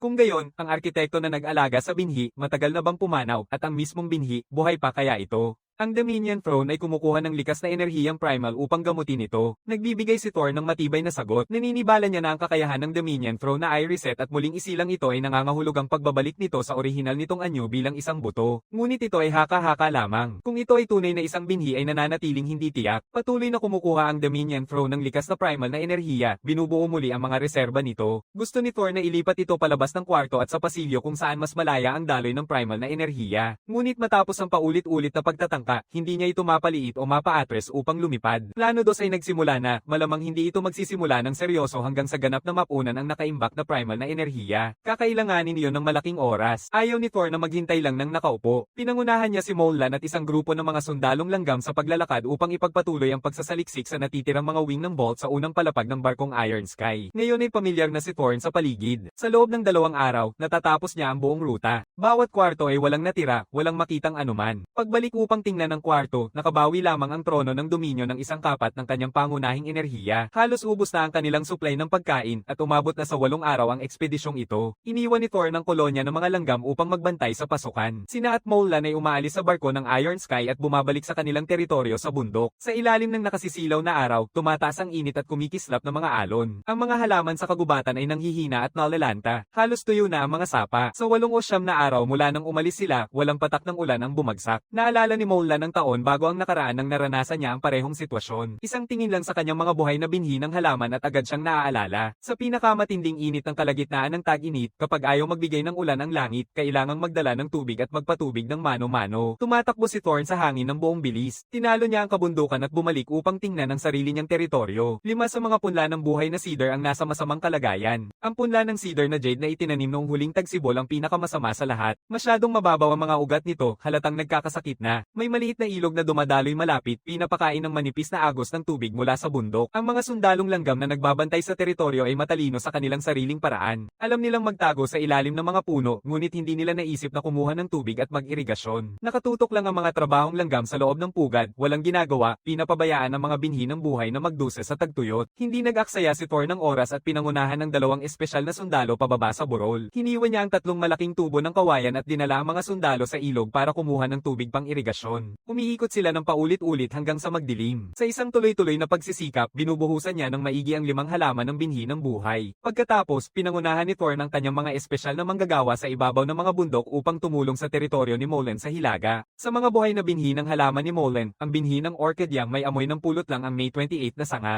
Malawak ang lupain na nangangailangan ng patubig at nagpapatuloy sila hanggang lampas hating gabi. Kinabukasan ay isang araw na walang ulap at napakainit. Pumunta si Molan sa ibaba ng bundok upang manghuli habang inutusan ni Thor ng mga trabahong langgam na hiwain at patuyuin ang karne at mangolekta ng kiwi, ubas, at iba pang ani. 3 nakapapaso na araw, 3 araw ng walang tigil na pagtutubig, at muling bumalik ang sigla ng lahat ng mga buhay na binhi. Agad na nag-empake si Thorn at Molan ng kanilang mga kagamitan at bumalik sa sasakyang bakal na langit kung saan halos gutom na ang 6 na espesyal na manggagawa at 3 espesyal na sundalo na naiwan. Trono ng Dominion ay nakapag-imbak na ng 3 kapat ng kanyang pangunahing enerhiya, ngunit hindi maaaring pabayaan ang teritoryo. Nagpasya si Thor na ipadala muna si Molan pabalik. Nag-aatubili siya, ngunit wala nang ibang pagpipilian. Kailangan may mag-aalaga sa mga halaman. Nag-ayos sila ng usapin sa isang maikling palitan at pinagmamasdan ni Thorn si Molan na lumabas mula sa bakal na sasakyan sa langit na nanatiling mag-isa upang maghintay. 2 araw ang lumipas, isang mensahe ang dumating mula sa trono ng Dominion. Ganap na naibalik ang pangunahing enerhiya. Hindi na maaaring bawiin ang ikalawang protocol ng pagbawi kapag nasimulan na. Mawawala ang lahat ng pangunahing enerhiya ng Asher Core. Nais mo bang magpatuloy? Halos bahagyang nag-aatubili si Thorn. Pinipili niyang magpatuloy. Ang hemispherical na korona sa tuktok ng upuan ng Dominion ay naglalabas ng sinag ng asul na liwanag na nakatutok diretso sa Asher Core, dalang-dala ang esensya ng primal na enerhiyang katangian ng tubig na umaagos at bumubulusok tulad ng isang ilog na nasa kasagsagan ng agos. At sa loob ng ilang sandali, buong-buo nitong niyayakap ang Asher Core. Ang asul na sinag ay nananatili sa pagitan ng trono ng Dominion at ng Asher Core. Ang primal energy ay patuloy na umaagos hanggang sa mabuo ang isang kumikislap na bilog na kakon na nagsisilbing isang maliwanag na bola ng liwanag na asul na pumupuno sa malawak na silid sa bawat direksyon. Matapos ang halos kalahating araw, nagsalita ang trono ng Dominion, tapos na ang pagbura ng datos ni Bonjin, nananatili ang sinag na nag-uugnay sa trono ng Dominion at sa Asher Core. Biglang bumabalik ang pangunahing enerhiya mula sa Asher Core pabalik sa trono ng Dominion. Biglang tumayo si Thorn mula sa upuan ng trono at siniyasat ang paligid gamit ang kanyang espiritu. Walang kakaiba. Bumabalik siya sa kanyang upuan at naghihintay ng tahimik. 2 araw ang lumipas, iniwan ni Thorn ang silid at lumabas mula sa sasakyang bakal na langit. Tanghali na nang dumating si Mullen gaya ng napag-usapan. Ayos lang ba sa teritoryo? Kumusta na ang buhay na binhi ng dambuhalang Cedar? Binibigyan ni Mullen ng matatag na tapik ang kanyang dibdib. Siyempre, sa pangangalaga ko sa kanila, umuunlad sila, pero walang ulan at natuyo na ang ilog sa bundok. Kailangan naming kumuha ng tubig mula sa malaking ilog sa timog ng bundok. Karaniwan ng tagtuyo tulad nito tuwing tag-init sa buong kontinente ng Myriad Clans at Myriad Kingdoms. Nagpasya si Thor na maghukay ng 2 malaking resibiyor upang hindi na sila muling maabyutan ng kakulangan sa tubig. Magkasama nilang dinaanan ang lupaing tunnel sa gilid ng bundok at pumasok sa sasakyang bakal na langit diretso sa unang antas na may liksi. Nagmumuni-muni si Mullen ng may malawak na mata, ngunit hindi maintindihan ang nakikita niya. Nag-ayos sila ng oras para sa kanilang susunod na pagkikita at umalis si Mullen sa gabi pabalik sa kabundukan habang si Thorn ay nananatili mag-isa. 4 na araw ang lumipas, kapansin-pansing bumaba ang bilis ng pagpasok ng Asher Core ng primal na enerhiya sa trono ng Dominion. Natutunaw ang makinang na primal energy kikon na nakapalibot sa Asher Core. Naglalaho at nawawala na ang asul na ugat na kulay sapphire sa ibabaw nito at nanatiling tahimik ang trono ng Dominion. Tapos na ang pagtanggal ng gene ng primal core. Matagumpay na muling isinilang ang Asher Core. Nais mo bang bumuo ng ugnayan? Walang pagdadalawang isip, pinili ni Thor na magbuo ng ugnayan. Ang hemispherical na korona ng likod ng trono ay naglalabas ng isang hibla ng pangunahing enerhiyang Asher na bumabalot kay Thor ng buo, dumadaan sa kanyang carapace at sumisid sa kanyang katawan. Isang mensahe ang sumusunod. Tapos na ang pagkakabond. Sa wakas, tapos na ito. Humihingal si Thor ng matagal at tumayo mula sa upuan. Ibinaba niya ang kanyang mga pakpak at umiikot papunta sa likod ng trono ng Dominion. Sa hexagonal na hukay ng pulot, nakahimlay ang isang matigas na buto na halos kasing laki ng Uberry, mas hugis puso kaysa sa kahit ano paman. Asul na asul sa kabuuan, may malalim na ugat na saphira. Mas eksaktong tama ang hula ni Mullen kanina. Totoo ngang binigay ng langit ang binhi na ito. Lumapag si Thorn sa tabi nito, inabot upang hilahin ito at inalagaan sa parehong mga paa, binabaliktad ng maingat. Sinusuri niya ito gamit ang kanyang espiritu, ang buhay na lakas ng isang halaman, masigla at puno ng sigla. Dapat ay ang ugnayan ng gumagana. Nakakakita si Thorn ng mahina na hibla ng koneksyon sa espiritu na nabubuo sa pagitan niya at ng Asher Core, na para bang ang ugnayan niya sa isang binhi ng buhay. Ito ay nagpapatunay na walang pagdududa, isang binhi na ibinigay ng langit, walang tanong. At ang ugnayan na nabuo ng trono ng Dominion ay katulad ng proseso ng pangangalaga sa buhay na sako ng angka ng insekto. Tunay na may sariling makapangyarihang paraan ng sibilisasyong arkitekto. Para sa isang kasapi ng angka ng insekto na mag-alaga ng isang binhi ng buhay, kailangan itong dumaan sa buong yugto ng paglago sa isang sabayang pagpalitan ng balat. Gayunpaman, ang trono ng Dominio ay nakakamit ang parehong ugnayan ng walang kahirap-hirap sa isang sandali. Ngunit, malinaw ang mga pagkakaiba sa pagitan ng ugnayan at pag-aalaga sa sako ng buhay. Sulit bang ilagay ang Asher Core sa isang sako ng buhay para sa isang buong siklo ng pag-aalaga, kung ang ugnayan ang mauuna at ang pag-aalaga sa sako ng buhay ay susunod, magiging mas malakas kaya ang magiging binhing buhay. Iniikot ni Thorn ang tanong sa kanyang isipan, saka tumingin sa dambuhalang binhi sa kabilang bahagi ng silid, na ngayon ay walang primal na ugat, na wala na ang lahat ng bakas ng primal na enerhiya.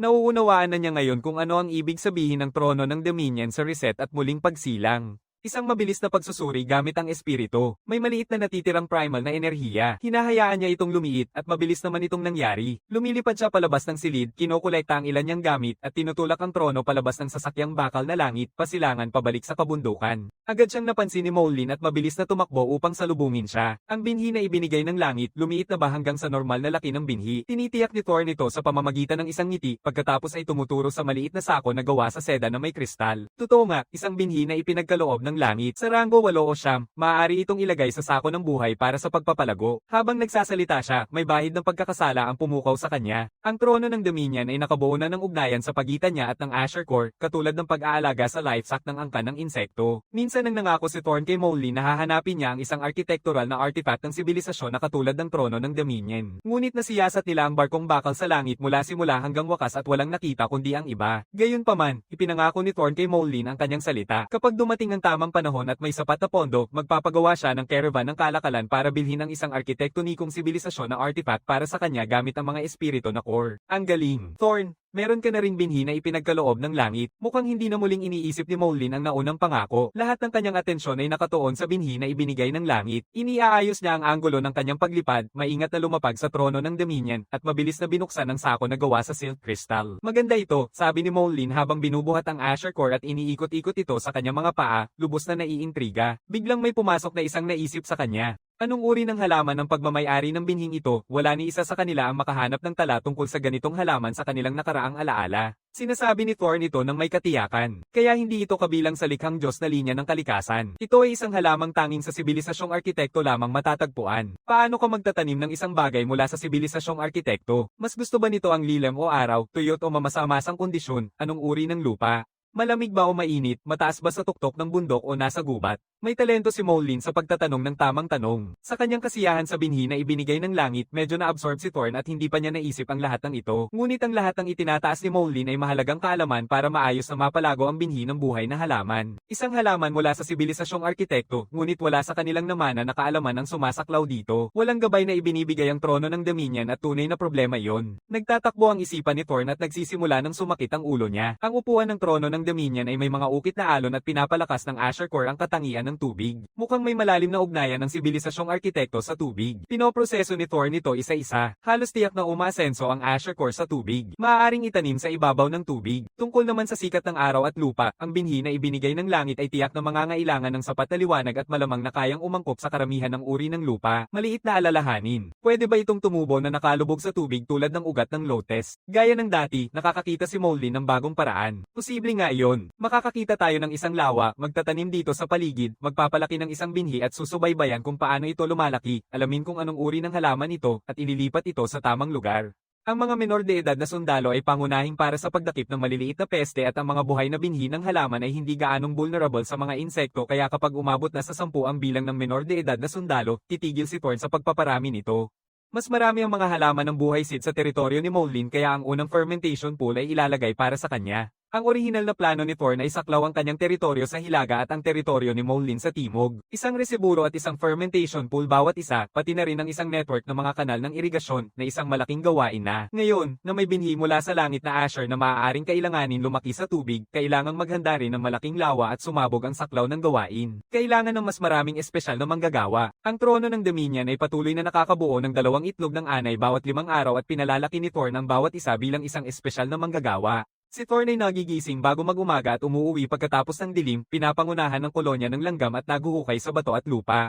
Si Moulin ang nangangasiwa sa panghuhuli at pag-aalaga sa mga halamang life seed, ngunit karamihan ng oras niya ay kasama si Thorn, na nakahiga silang dalawa sa trono ng Dominion, nag-uusap ng walang pakialam at nanonood sa mga trabahador na langaw sa ibaba. Lumilipas ang panahon, naglalaho ang tag-init, dumadating ang taglagas. Sa huling bahagi ng taglagas, umabot na sa 18 ang bilang ng mga espesyal na manggagawa at natapos na ang unang fermentation pool. Lumakad si Thorn ng malayo upang humanap ng piraso ng likas na flagstone, pinutol ito ayon sa hugis, dinala pabalik kasama ang trono ng Dominion at inilagay ito sa ibabaw ng pagbubukas ng pool upang isara ito para sa 2 buwan ng fermentation. Pagkatapos nito ay maaaring hilahin ang nutrient-rich na likido gamit ang isang kawayan na tubo na nakatali sa hemp rope. Walang patid, nagsisimula ang paghuhukay sa ikalawang fermentation pool sa sariling teritoryo ni Thorn. Ang pagpaparami ng mga espesyal na manggagawa ay nagiging tuloy-tuloy, 2 lumalabas bawat 5 araw, at unti-unting lumalaki ang bilang ng mga manggagawa. Kapag lumampas na sa 30 ang bilang ng mga espesyal na manggagawa at masyadong siksik ang lugar ng fermentation pool, hinahati ni Thorn ang 10 sa kanila upang simulan ang paghuhukay sa banayad na paanan ng ilog sa itaas ng teritoryo, nililinis ang lugar para sa isang reservoir na may habang 5 metro, lapad na 5 metro, at lalim na 3 metro. Nakahiga si Thorn sa trono at nakatitig ang 10 mata habang ginagabayan niya ang mga langgam na manggagawa sa ibaba. Si Moulin ay dumating na parang tumatakbo, dala ang kanyang silk crystal pouch, mabilis na binuksan ito at inabot ang isang maayos na hiwang tuyong damo na nakaputol na bamboo tube kay Thorn. Alam na niya kung ano ito bago pa man siya tumingin. Huling taglagas, ang mga prutas ng binhi ng buhay ni Moulin ang unang hinog at ayon sa bilang ng araw, nasa tamang oras ito. Ang halamang kaugnay ni Moulin ay nagpapahusay sa panlabas na paningin, pansamantalang inilalagay ang ani sa isang tabi. Sa epekto, kabilang ito sa pinakamaganda. Oh, hinog na ang mga buto ni Moulin. Hinuhugot ni Thorn ang patpat na gawa sa tuyong damo, nagpakitang gulat na tuwang-tuwa. Ang dami, para sa akin lahat. Paano naman ikaw, nang makita si Thorn, lalo pang lumiwanag si Moulin? May 2 akong halamang Moulin life seed. Nitong taon, nakapag-produce sila ng 82 Moulin seeds. Thorn, ibibigay ko sa iyo ang kalahati at sa susunod na taon mas lalaki pa ang ani kaya magbibigay pa ako ng mas marami. Inilalabas ni Molin ang pangalawang tubo ng kawayan mula sa kanyang silk crystal pouch, tinatanggal ang stopper nito, ibinubuhos ang tatlong buto ng orchidyas at nilulun silang lahat sa isang lunok. Kinuha ni Thor ng isa upang subukan, pagkatapos ay kumuha rin ng isang buto ng Molin. Mapait, pareho sila. Mas bagay silang ipare sa isang matamis. Nakahiga sa tabi ni Thor sa trono ng Dominion, kumakain si Molin ng 10 buto ng Molin sunod-sunod habang nakikipag-usap, pagkatapos ay ubusin ng isang bungkus ng prutas mula sa gintong melon vine, nagpapahinga hanggang sa handa na siya, saka siya naglalaho sa gubat ng bundok ng isang buong araw.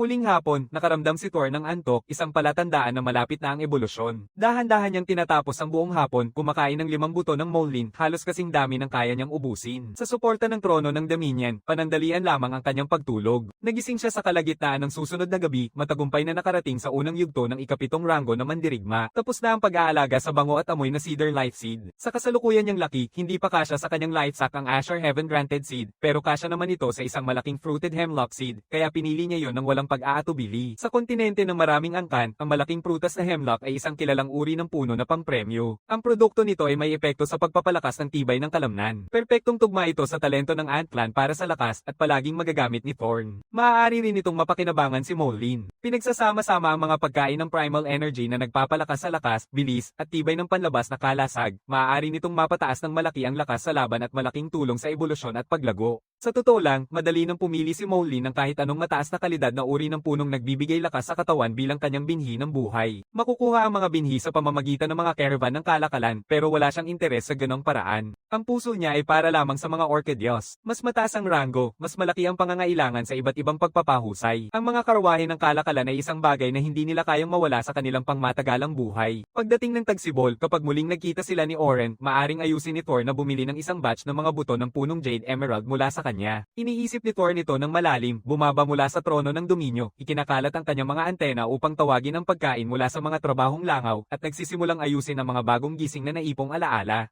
Ang pagpalit nito ay nagpasigla ng isang bagong kakayahan sa pheromone. Mga microtrabaho, mas maliit pa kaysa sa mga minor workers. Karaniwan silang ginagamit upang alagaan ang mga itlog ng langgam at mga bagong hatching na uod, linisin ang mga silid, at alagaan ang hari ng langgam pati na rin ang mas malalaking manggagawa at sundalo. Kinabukasan, pinapagana ni Thor ng kakayahan ng trono ng Dominion bilang isang tagapamagitan. Mas mataas na ang kanyang ranggo ngayon, kaya maaari na siyang pumili ng 3 itlog ng sabay-sabay. Malaki na ang pagbabago sa kakayahan ng trono ng Dominyo. Bawat siklo ng paggawa ng itlog ngayon ay may opsyon na ng 3. Nababahala si Thorn kung gaano kabagal ang paglago ng kolonya. At dito ang sagot. 3 itlog ng sabay-sabay maaaring masyadong marami para hawakan, bagamat kaya't para sa kaligtasan, maingat na pinipili ni Thorn ang 2. Dumating na ang taglamig. Dapat ngayong panahon na ang pag-aani ng binhi ng orchid na may amoy honey ni Molin na ibinigay ng langit. Matagal nang hindi nakapunta si Thorn sa teritoryo ni Molin dahil sa sobrang pag-aasikaso sa pamumuno ng kolonya. Nagpasya siyang pumunta at tingnan ng mga bagay. Inilalakad ni Thorn ang trono ng Dominion pababa sa fermentation pool sa paanan ng bangin. Ang tubo ng kawayan sa Mosul na nakahiga sa takip ng batong plato ay may bagong basa pa ring marka. Agad siyang nag-alis ng tubig sa mga halaman bago umalis at naghatid pa ng nakuhang pagkain sa pugad ng langgam. Yun na, naka-off na at nagtatrabaho muli bago magbukang liwayway. Kung naghahanap siya ng binhi na ipinagkaloob ng langit, malamang na napalayo na siya sa hilaga o timog sa gilid ng banal na kagubatan. Plano ni Thor na makipag-usap kay Molin at maglakad-lakad ng relax sa kagubatan ng bundok, pero dahil wala siyang makita, bumalik na siya sa kanyang teritoryo at nagtatrabaho na ulit.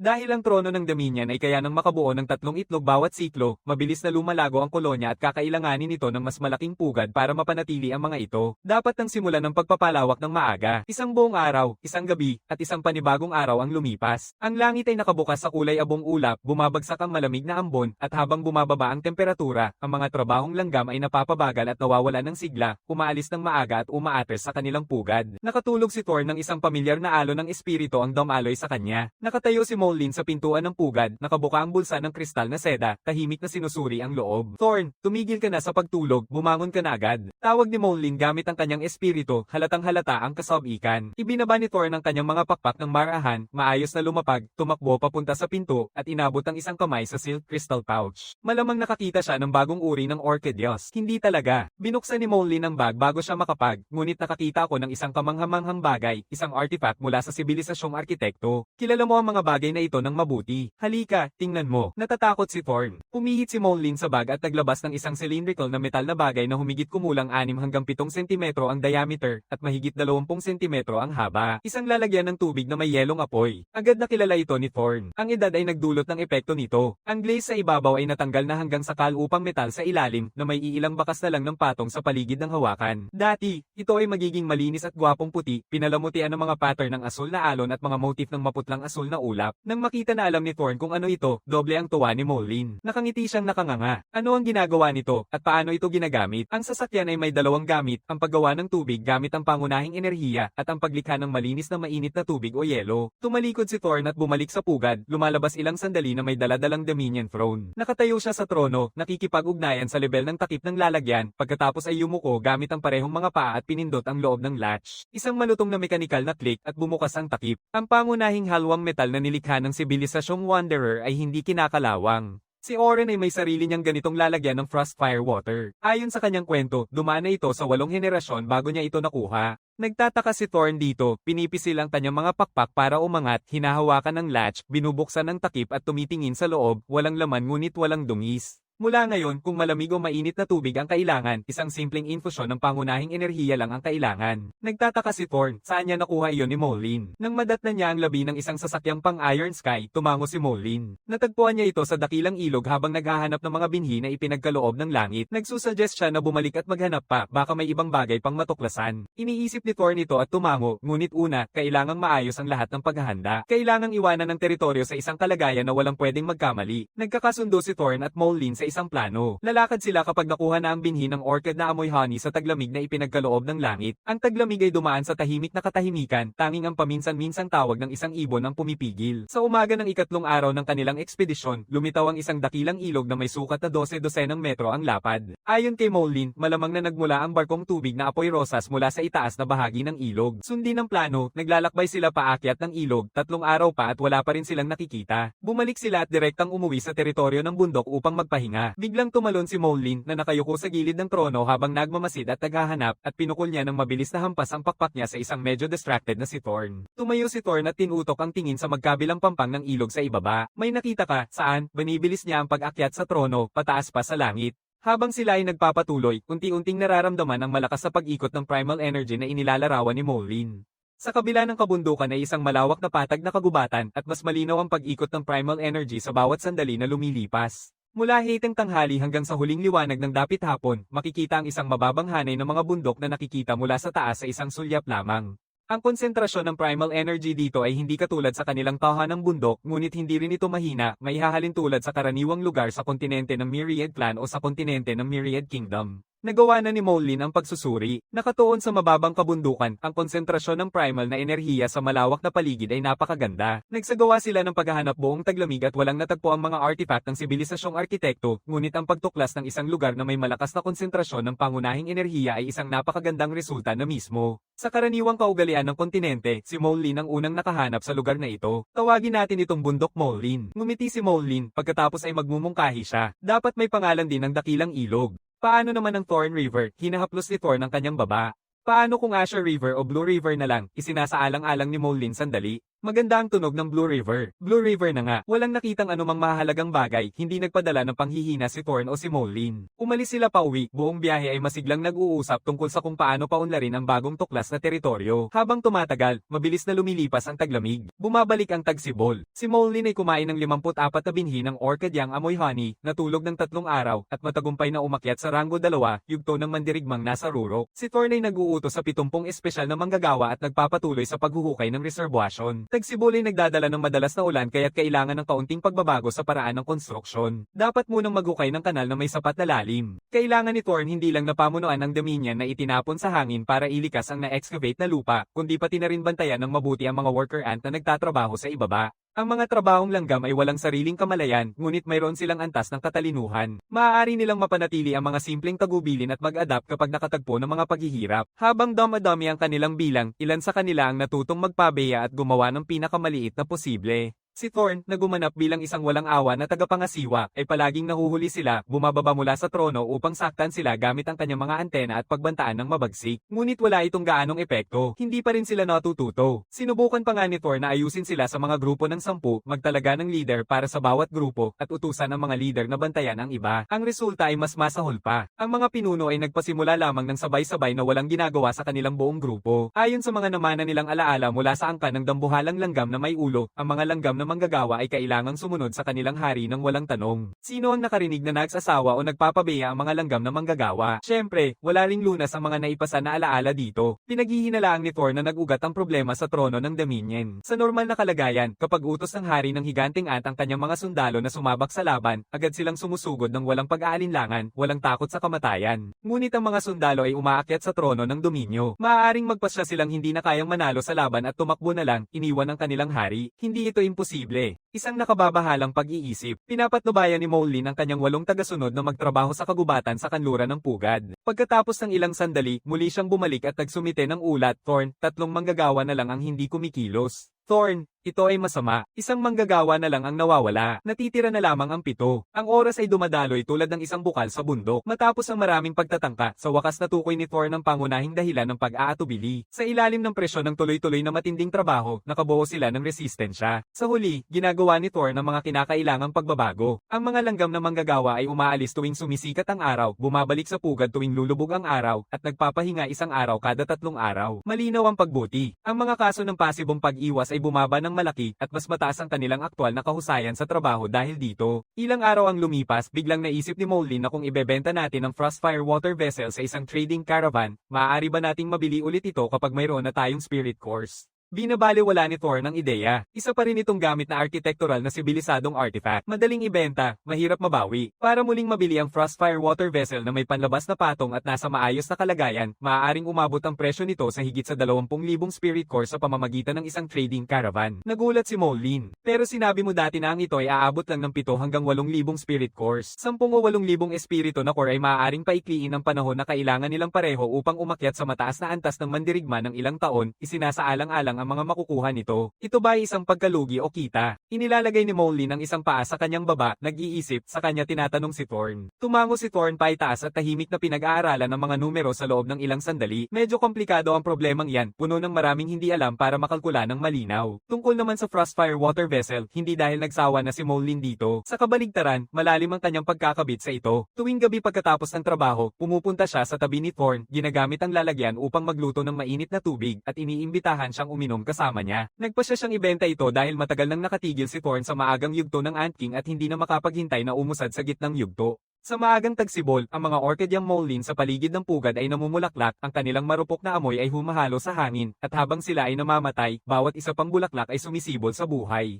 Thorn at Moulin ay binibilang ang mga araw, nag-iimpake, at nagsisimula sa kanilang paglalakbay sa trono ng Dominion. Maraming mga caravan ang nagtipon na, nagpapalitan ng mga kalakal at impormasyon, ang lugar ay puno ng sigla. Wala si Nakos at ang kanyang caravan sa kanila. Nagsisimula na naman ang 3 araw na paghihintay. Dumarating ng isang caravan ng huli. Tumingin si Oren sa paanan ng burol at nakita si Thorn nakaluhod sa damo, nakatitig ng diretso pabalik sa kanya. Malapit na siyang tumawag. Nang umikot ang maliit na hari ng pagsasaka, tumakbo sa ibabaw ng burol at naglaho sa likod ng paanan. Anak, halata namang nakita mo ako. Bakit ka tumatakbo? Nagtataka si Oren at mabilis na nagsabi kay Kos. Nakita ko lang yung maliit na hari ng langgam na tinatawag na Thorn. Nang makita niya ako, bigla siyang tumalikod at tumakbo. Pupunta ako para alamin kung ano ang nangyayari. Nagbibigay si Kos ng paalala. Kasama niya ang isang mandirigmang orchid mantis at may dalang isang mahalagang bagay. Ilayo mo ng maayos ang usapan ninyo dito. Huwag hayaang mapansin ng ibang mga hari ng gagamba. Mabilis ang pag-iisip ni Oren. Nagsisimula ng magkaayos ang mga bagay. Lumayo siya sa caravan at naglakad ng maingat papunta sa paanan ng burol. Inilalapit niya ang kanyang espiritu at natukoy si Moulin, nakatago sa likod ng isang sanga ng bitek sa paanan ng burol, kasama ang pouch na gawa sa silk crystal sa tabi niya. Inabot niya ang kanyang pakiramdam sa nasa loob nito at halos mawalan siya ng kontrol. Pinipigil ni Oren ang kanyang gulat at kasiyahan, pinapabilis ang lakad papunta sa paanan ng burol at tinawag si Thorn. Kaibigan mo ba ang iyong nakilala sa kontinente ng Ashen? Si Thorn ang nagpakilala mismo. Ipinanganak si Molen sa isang hanay ng mga bundok na puno ng primal na enerhiya sa kontinente ng Ashen. Lumipat din ako roon. Nagkakasama kami at nagtutulungan. Malayo sa burol sa isang maliit na gubat na nakapwesto laban sa harap ng barrier ng banal na puwersa, dahan-daang bumaba si Thorn at lumapag. Inilalagay niya ang sarili sa pagitan ni Molen at Oren. Molen, si Oren ito. Inalagaan niya ako tulad ng isang nakatatanda at may kahangahangang reputasyon siya sa buong kontinente ng Myriad Clan at sa kontinente ng Myriad Kingdom. Isang naglalakbay ng mga ngalakal ng Ember Spider na mapagkakatiwalaan mo ng buong puso. Ang isang Ember Spider ng ranggo ni Oren ay isang nakakatakot na nilalang at hindi maitago ni Molen ang kanyang pag-aalinlangan habang maingat siyang bomb-abati. Noong nakaraang tagsibolt, salamat sa pagkain ng primal energy na ipinahiram ni Kos sa amin, nakalusot si Molen at umangat sa antas ng Peak Stage Warrior. Ikinwento ni Kos kay Oren ang kwento. Matagal nang iniisip ni Oren na mabagal ang paglaki ni Thorn at matagal na rin niyang ipinapasa ang alalahaning iyon. Nagpapalit si Oren ng paksa. Mayroon kang Frostfire water vessel, natagpuan ko na. Thorn ngumiti ng nakangiti. Noong malakas ang ulan sa katapusan ng nakaraang tag-init, natagpuan ko ito sa tabi ng ilog. Alam na alam ni Oren na ang pagdadala nito dito ay nangangahulugang isa lang ang ibig sabihin. Ito ay ibebenta. Naghahanap din si Molen na ibenta ang 200 binhi ng Honeysense Orchid. Nang marinig ang usapan tungkol sa transaksyon, binawi ni Oren ang kanyang sarili at bumalik sa pagiging mangangalakal, tumingin kay Molen. Ang batch na ito ng Honeysense Orchid Seeds ay mas mababa sa kalidad, nagkakahalaga ng humigit kumulang 4 na Spirit Cores. Ngunit, dahil kaibigan mo si Thorn, kaya kung mag-alok ng 5 Spirit Cores bawat isa. Anong masasabi mo, Molen? Tumingin si Molen kay Thorn. Sandali namang nawawala sa salita si Thorn. Palagi namang pareho ang ginagawa ni Oren, pero sa katotohanan, ang mga binhing Honeysense Orchid ngayong taon ay talagang ganoon lang ang halaga. Tinutusok ni Thorn ang kanyang antena sa isang amoy. Pagkatapos, tinatanong niya ito na magbigay ng halaga sa lalagyan ng Frostfire water. Tinitigan ni Oren ito. Tuluyang naalis ang patong. 5,000 core ng espiritu. Tumingin si Thorn ng diretso sa kanya. Oren, iyan ay tahasang pangungurakot. Nakalimutan mo na ba? Noong naglalakbay ako kasama ang karwahe, nagbenta ka ng isang lalagyan ng tubig na Frostfire na may luma ng patong. Natawa si Oren na may bahagyang hiya. 7,000 na lang. Alam ni Oren na mahusay ang kaaway niya sa impormasyon. Sa pag-aatubili, bahagyang pumapayag pa siya. Ito ay isang mahalagang transaksyon. Pwede ba akong makakuha ng desenteng tubo, 9,000 spirit cores? Ang bihasang mga ngalakal at ang matalim na maliit na hari ng langgam ay pumasok sa isang matinding palitan ng pagtutustusan, at si Thorn, na pamilyar sa bawat taktika ng Ember Spider Caravan, ay ibinalik lahat iyon kay Oren. Si Oren ay isang mahusay na mga ngalakal at matatag ang paninindigan. Matapos ang matagal na palitan, ang lalagyan ng tubig na Frostfire ay sa wakas na pagkasundoan sa 8,200 Spirit Cores. Sasagutin ko ba ang kabuuang Spirit Cores ninyo? Tanong ni Oren. Ngumiti si Thorn. Sama-sama, hati-hatiin natin ang lahat ng ating kinikita ng pantay-pantay. Hati-hati, hati-hati, hati-hati. Tumaas ang kamay ni Molly na may sibat sa masiglang pagsang-ayon. Yung tusong maliit na hari ng langgam, nanloloko ng batang mantes para makuha ang binhi na ibinigay ng langit, malinaw na nakikita ni Oren ngunit hindi nagsasalita. Sa huli, bumili si Thorn ng ilang binhi kay Oren at binayaran ng utang kay Kos mula noong nakaraang taon. Umabot ito sa 5,900 Spirit Cores, sapat upang punan ng 5 malalaking bulsa. Si Thorn ay masyadong maliit para dalhin ito. Kailangan ni Molly ng 5 biyahe para mailabas lahat pabalik sa teritoryo, at sa susunod na taon haharapin nila ang parehong nakakapagod na pagsubok na ibalik ito para sa kalakalan muli. Ihaharap ni Thorn ang kanyang panukala. Magbigay kayo sa amin ng 90 Spirit Cores parito at iwan ng humigit kumulang 5,000 Spirit Cores bilang deposito sa inyo. 1 taon, walang interes. Sa susunod na taon, babayaran natin ang balanse gamit ang parehong 5 bahagi ng pangunahing pagkain ng enerhiya. Agad na naintindihan ni Oren ang ibig sabihin niya. Ang galing mong maliit na hari ng mga langgam.